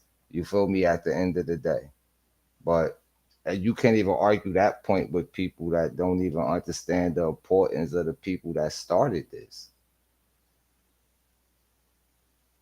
Yeah, And but it's crazy, bro. Like, even if you disagree with what they're saying, then you should have a certain level of respect for them. One, because they're elders. You know what I'm saying? They're scholars. They're pioneers. You know what I'm saying? Do we have more advanced science at our disposal today? Absolutely. But you know what I'm saying? We need to be standing on their shoulders and respect the work that they put in and further it instead of trying to tear it down and destroy it. You know what I'm saying? right. That makes no sense to me. Cause and then too at the same time what we have to understand and remember too, know what I mean, like the tech and the science and the information and the things that had accessibility to, know what I mean, back then is much different than today. So just because, know what I mean, something was a truth, know what I mean, then like we dealing with science and things like that, know what I mean? So things tend to change. It could change from day to day, week to week, year to year. Shit, it go hour to hour. Know what I mean? Because we always finding things new. We always refining the methods of doing things. You feel me? At the end of the day. But just because some turned out to be something other than what one might have said on a particular topic doesn't necessarily mean that what they saying is trash at the end of the day. You feel me? We in a different time, different scope, you know what I mean, using different technologies, different ways of going about doing different things at the end of the day. And then to keep it 100, like, you feel me, even though we have all this new shit, like, I'm not saying I'm proving anything to the latter of what he's saying. Right, because they what they said was Theophilo Benga and Chank Anta Diop were laughed out of the Cairo symposium. Now that was a first for me. That's the first time I ever heard something like that. I ain't never heard that before. You know what I'm saying? So where they even getting this from? Right. They produced that? No, And then of course not. my thing is on top of that, know what I mean? Because it ain't just a matter of producing something. Like, we gotta look at the time in which these brothers lived, type shit. You feel me? Now we have to ask ourselves, all right, what's the committee? Who's there? You feel me? And shit like that. Like, I mean, at the end of the day, when we dealing with a time where motherfucking the race war was different than what it is today, you feel me? I wouldn't doubt if they was quote unquote laughed out of a building that was mostly populated with the ops and motherfuckers that's trying to fixate on one story and this is the only story. You feel me? At the end of the day. Right, right. And I ain't even trying to give a motherfucker out, but come on, man, we gotta deal with reality now. Like, you feel me? At the end of the day. It's Yeah, I like you mean, walking up into a house, a group of motherfuckers that don't look like you, when you talking da da da da da da da. Da. Everybody in this motherfucker know you telling the truth, but they going to unite and they frustration and hate for you and make it an unpleasant situation. Get your ass up out of here. You feel me? Like, that's what's expected. Know what I mean, so for a motherfucker to even try to take that and throw that up with no proof of it, but still, like I said, even if you did have proof of it, you have to. Context is everything. yeah, it is. You know what I'm saying? And the time that they lived there, it's like my uncle, Dr. Raphael Casimir, used to tell us a story about when he first started, when he first became a professor at LSUNO. You know what I'm saying? He was like, it was three white students who got up and was walking out when they saw he was a black professor. You got to think he's the only black professor in the entire school, the first. He said he told them, "Y'all walk getting up and leaving out of my class, not hurting me, it's hurting y'all." One of Right. them turned around and sit back down. The other two left. You know what I'm saying? And he was like, at the end of his course, the one who stayed gave him his props and was like, "You're a brilliant professor. I still don't like you, but you're a brilliant professor." You know what I'm saying? Right. And walked out. And that's to say, like this, that's the time that that's the time that Theophilo Benga and Dr. Chank Anta Diop was living in. You know what I'm Right. saying? So even if they were laughed at by these other Europeans, that was the way of that day. You know what I'm saying? That don't mean what they were saying or what the information they was bringing at that symposium was pseudo. It was looked at as niggas, basically. You know what I'm saying? So that don't support their argument against them. But I always ask people, what evidence do you have that these brothers are pseudo? Have you went across their work? Have you went through their work? What about their work is pseudo? Point something out that I can verify and cross-reference, rub it up against something to see if it's indeed pseudo. And for the most part, nobody comes with nothing. They can't come with nothing that's pseudo. Yeah. Shit is crazy, man. Shit is crazy.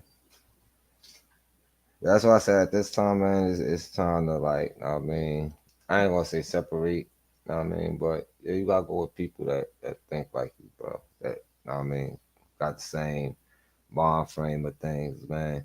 At this point, right?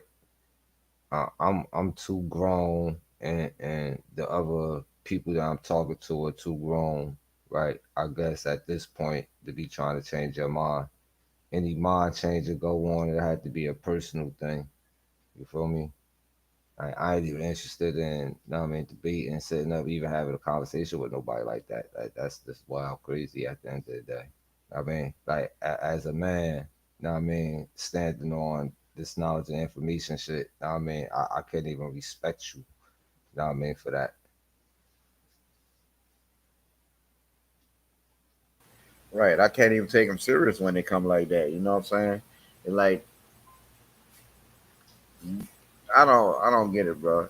Even if I disagree with an elder, especially an elder scholar, bro. Even if I disagree with them, then I have to take what they're saying into consideration, take it into account. You know what I'm saying? And have a respectful dialogue about the information. You know what I'm saying? But they go straight into F them, fuck them. And I'm like, Yeah, damn, really? yeah, that's For that, that's, real. that's that ego and emotion, man. That's that ego and emotion, man. That's why you people out there, man, y'all looking, listening, whatever, man. Y'all gotta watch where y'all get y'all information from, man. But by all means, any debate, anybody you see on any of these panels talking, bro, just research they shit. That's all I'm saying, man. Including myself, anything, and say research it, man. Research it. Because what people will do nowadays is share they feel good information. And what I mean by that is they'll come preach to you the shit that make them feel good. You feel Right, me? And you don't want that, right? Typically the truth don't even feel good. You feel me? Shit is a right, hard pill to swallow and shit to get over. You feel me?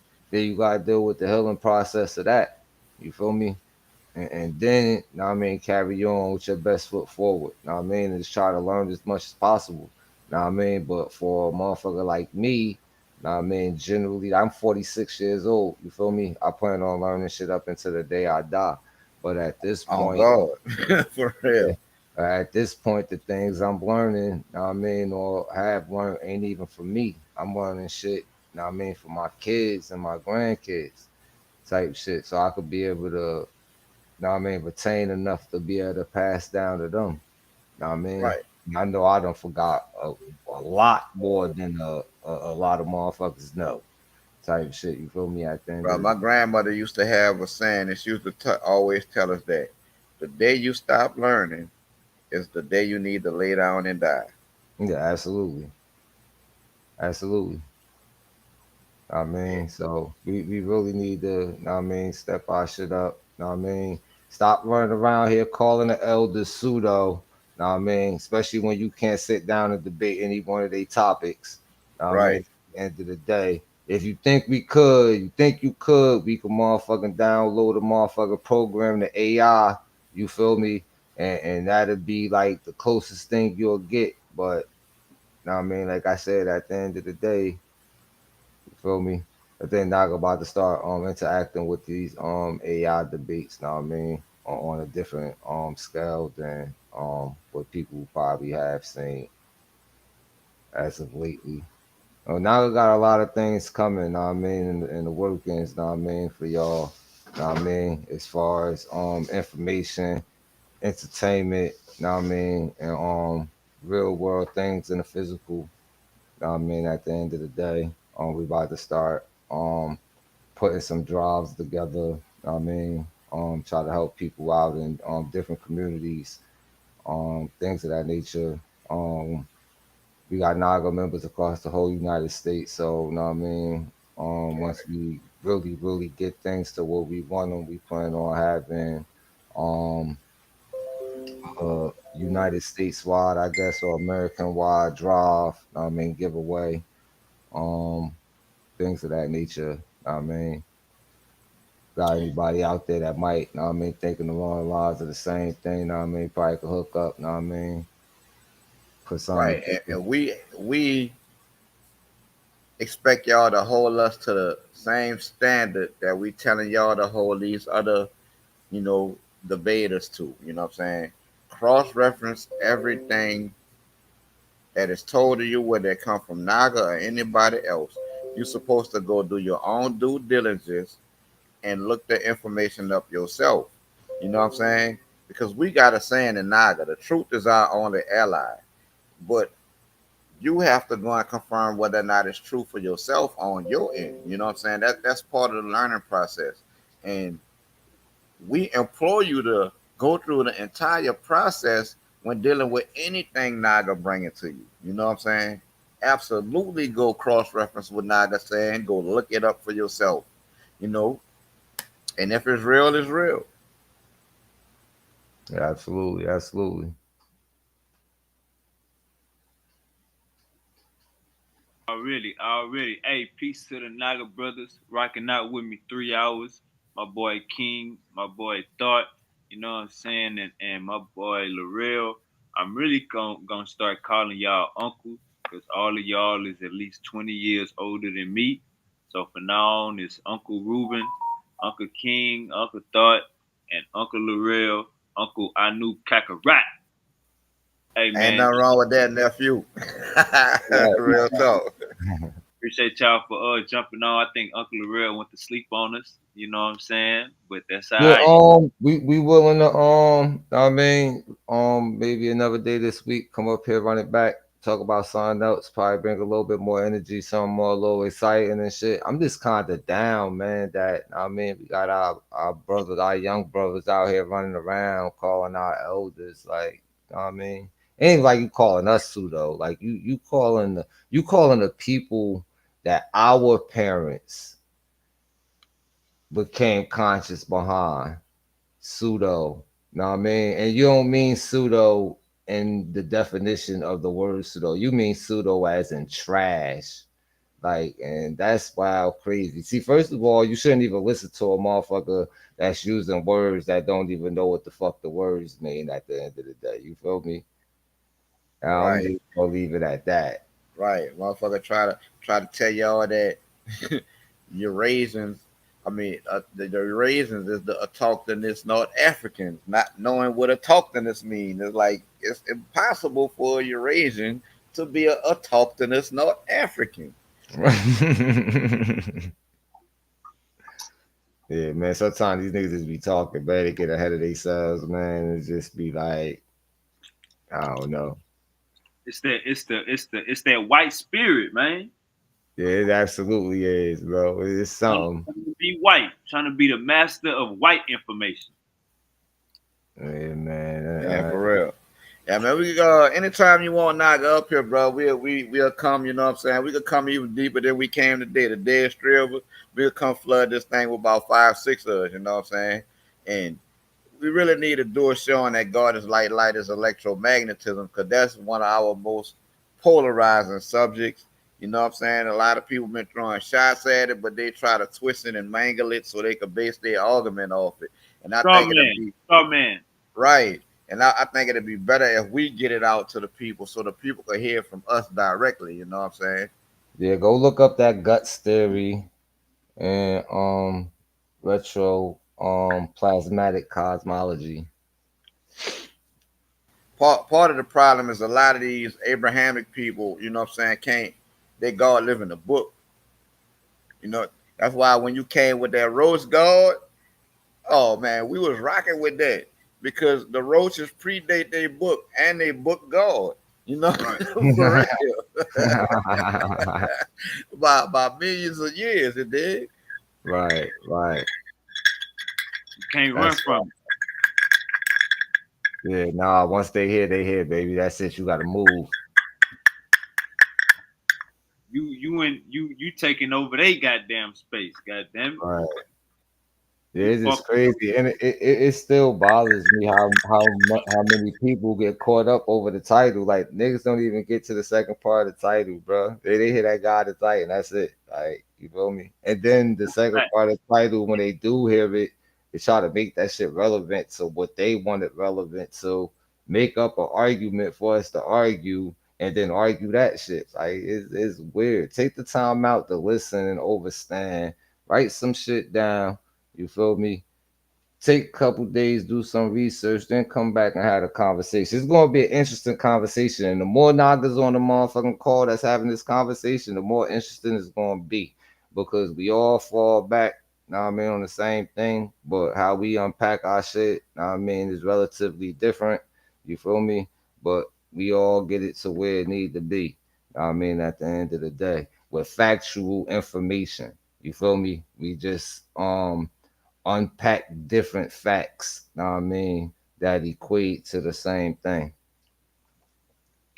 Overstood. Hey man, shout out to everybody for watching the show. Like, share, and subscribe. Hey, one thing, the motto over here is we learn every day. But one thing that's for sure over here is the show must go on. So no matter what you think going on, the show must go on. This Thursday we got Uncle Asar M. Carr. He gonna be breaking down comparisons with the Bible and ancient Egypt. And this Friday we got Uncle Hercules. He gonna be breaking down white information versus black information. Oh yeah, I want to definitely see that. I might swing through on Thursday with bruh. Know what I mean, if he willing to give up some of the on screen time, Yeah, absolutely. might get in there on with him. Know what I mean, let people know what part of Egypt, when and why that baptism came from, and things of that nature. A lot of people don't even know that that came from Kemet as well. Right, Baptism by water. right. Come Know what on I now. mean? Yeah, we definitely. Hey man, all we trying to do. Once I heard Theophilo Banger say we shouldn't be getting none of our history from a white man. Once I heard that, that just it put a thought process in my mind, um, like even what Marcus Garvey said, you can't expect Europeans to tell African history with sympathy. So just think about that. Like it's Right. no emotions involved. If you take out the emotion, nigga, you taking out the feeling. Right. Yeah, it's just like the same way with the police, bro. You feel me? There's no such thing as a good cop in a corrupt system. Same thing applies with that. You feel me? Right. Historical information coming from them. You feel me? Like, It's a oh, good analogy. and I will definitely tell you, there are some good white scholars out there. You understand what I'm saying? Will not take that away from them. They try to keep it 100 as much as they can, but at the end of the day, The that system. shit before it get to you gotta go through other people that probably don't even know the information, that gotta Hey, vet it, take and certain that's shit out. the same thing with police officers. That's the same thing with police officers. You Right. might run into some good white cops, but the overall, the system, you know what The I'm saying? system The fucked program, up. right? Absolutely, absolutely. That's the same way with this motherfucking information shit. Know what I mean? So although you got some good scholars out there, the light of persuasion, you feel me? The system overall is corrupt. You feel me? Hey, So they'll start calling Christopher Eric. They start reading his new book. They'll start calling him pseudo. For real.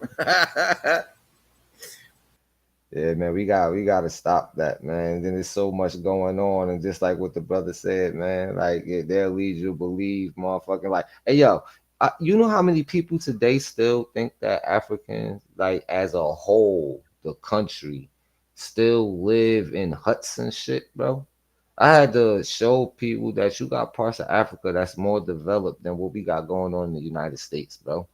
I'm talking about parts of Africa that's on par with Dubai and shit like that. And Yeah, that's for that's real. stating a lot. Now I mean, for people that know at the end of the day. You feel me? But bro, like it's so much coming up from up over there, man. Like I'm trying to hook up with the guy that's motherfucking building houses and roads and shit out of rubber. Know what I mean? And it's just it is our people that's coming up with the technology and the know-how to do shit. Like you got the other brother making gasoline out of plastics. Know what I mean? You Right, got the right. other brother The young making, brother too from right. Alabama. You got the other brother making water, taking water from the air. Know what I mean? You got the Hey, brother over in Africa that's literally has a TV with no plugs and it works. He has a right. car with no plugs that work. You feel me? motorbike, helicopter. I You mean, understand what I'm saying? Like right. these are and these people are creating these things with nothing, right? And this shows the root of our greatness, man. If we just get our heads from up out of these motherfuckers' asses and be willing to be uncomfortable for a little while, type shit, to get to where we need to go, especially for people that's like over 30 type shit, motherfuckers got kids. The fight that you fighting or the potential fight that you can be fighting is not even for you, bro. Just to make sure your children and your grandchildren is in a better place than you was when you not here anymore. Now, I Right. mean, it's not about your life. I tell people that shit. Your life immediately was over once you had children. It's all about them. I don't That's care all how about old, them at that yeah, point. Right. I don't care how old you was when you had them. Now, I mean, like people gonna do what they gonna do regardless who they got around them telling them what. You feel me? But when you have something that comes from you, bro, your shit is over. It's about the preservation of them type shit and Facts. what might come from them at the end of the day as the root or the main branch, you feel me, off of the tree that my branches come off of. I'm gonna make sure I get the most light, you feel me, and nutrition, so I could be to make sure that my existential branches, which will be my family, are as strong as they need to be so they can bear fruit and things of that nature. You feel me? But it's yeah, man. We gotta do better as a people, man, at the end of the day. Because it's gonna come to the point, right, where shit gonna hit the fan, right? And you don't want to be the motherfucker that gets your neck cut because you playing the gate. Cause it ain't no you with us or you gonna go be over there. Know what I mean? Is he you're with us or know what I mean you're gonna be under there type shit. You feel me? Right. I don't want to speak farther than that. Know what I mean, but that's the time that's gonna come because I refuse to let a motherfucker that look like me stab me in my back because he got promised a half a piece of bread thicker than what everybody else got. Yeah, because I mean, if you let that happen, that would be the definition of insanity. That's how we get in the position we in the first place. You know what I'm Right, saying? right. Know what I mean, so at the end of the day, know what I mean, I ain't gonna. I'll keep babbling. Know what I mean, but know what I mean, at the end of the day, Hey, um, thought what's up, bro? when you were saying that earlier, I was thinking like we gotta think what would Harriet Tubman do with these niggas that's playing the fence, playing the Kill victim? him, What would She'll kill Harriet him. Tubman do? kill him. She'll shoot him. Word on. Right. You got to, you know why? Because them same motherfuckers will be the ones that not only go tell master, right? But they'll lead the search party for your ass, right? And And point you pursue out. There you, you go, right? master. And you'll hit them with the shh, don't say nothing. They be like, oh no, no, yo, he right here. Like, yeah, nah, man, we ain't got time for that, bro. We gonna take you out right now, bro, because I refuse to let you be the one to set fire to my house and my kids burn up in that motherfucker. Straight up. And we actually seen that time and time again in our physical realities. Type shit. Like we can't keep ignoring the past, man, and the shit. And that's that part of saying motherfuckers is pseudo when trying to cancel them out is forgetting our past, bro. And it's detrimental that we remember everything that we could remember. We need to retain that shit, bro. We don't need to throw away our own shit based upon shit that don't even got nothing to do with us. That's a fact. Word up, we Right. gotta make Absolutely. For real. like that shit hurt my heart, bro. Like type shit. Like I don't even got the energy that I would use. Yeah, niggas know me. I'm high energy type shit. I ain't even got the like you niggas. You out here calling like the Bro, you shit. I will say this though, bro. What did make me feel good was seeing the response to that being said about Neil Fowler, Binger, and Chank out to DI. It was an overwhelming rejection of that. You know what I'm saying? Of that statement, of that being said towards them. You know what I'm saying? So that kind of give me hope Right. that it's the minority among us who feel like that way. You know what I'm saying? But we do need to weed that type of thought process out. It's the niggas that think they white. It's the Right. niggas that think it's the niggas that think white information is right information. That's the niggas that's on this self-hate. They got a self-hate understanding because they reading white books. Yeah, niggas gotta get out that shit, man. Like I ain't even personally like a black white person type shit. Know what I mean? Although I know what I mean, certain genes carry certain traits. I'll say that type shit. You feel me? But we need to just get back to our own, bro. Just to make a long story short, we need to get back to our own strong, make our back stronger. You feel me? Facilitate what we need to facilitate for us. Know what I mean? Put our women in a rightful position where they need to be so they could nurture, know what I mean, what we trying to motherfucking put together at the end of the day. Because by no means is anything gonna get done by one of us. Like we definitely need to come together type shit.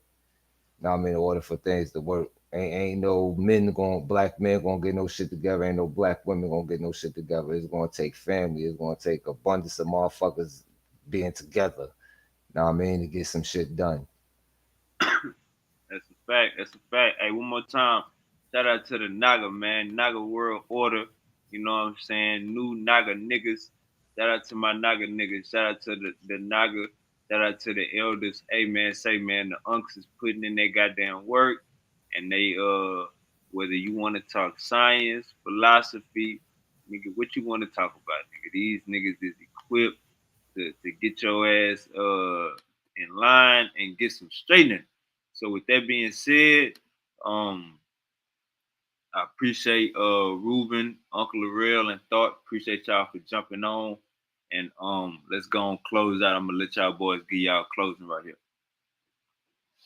Yeah, shout out to you, Wavy, bro. You know what I'm saying? Because ain't too many YNs out here doing it like that, bro.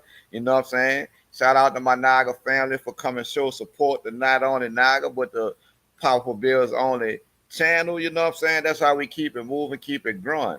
Naga family, we actively recruit new members. So if you want to get down with Naga, holler at any one of us, bro, and we can put you down. We got a vetting process that you got to go through, but it ain't hard. If you if Oh, you solid, oh, for the people in the back, can white people join now? long as they stay in a white Naga lane, we ain't tripping on. You know what I'm saying? Long as they stay in their white Naga lane, we ain't tripping. Cause like we said, bro, it's like you can find this in England, you can find this in France, Ireland. You know what I'm saying? So it's just represent your culture and stand within your own cultural lane and respect us and ours, and we ain't got no problem. We could be accepting to a white Naga member. You know what I'm saying? But stay in your lane and respect our lane, and we'll be all right. And you could also be Naga adjacent, know what I mean? And Right. by that, know what I mean, I'm not saying, know what I mean, that you will be anything less, know what I mean, but at the end of the day, you'll still get the same respect. You'll still be treated the same, know what I mean? It's like a mirror over here, know what I mean?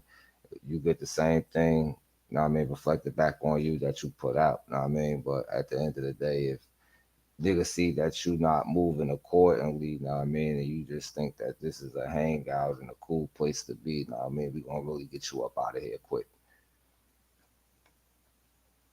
Already. Yeah. Shout out to DMG for coming through too. You dig? He can't show love and support.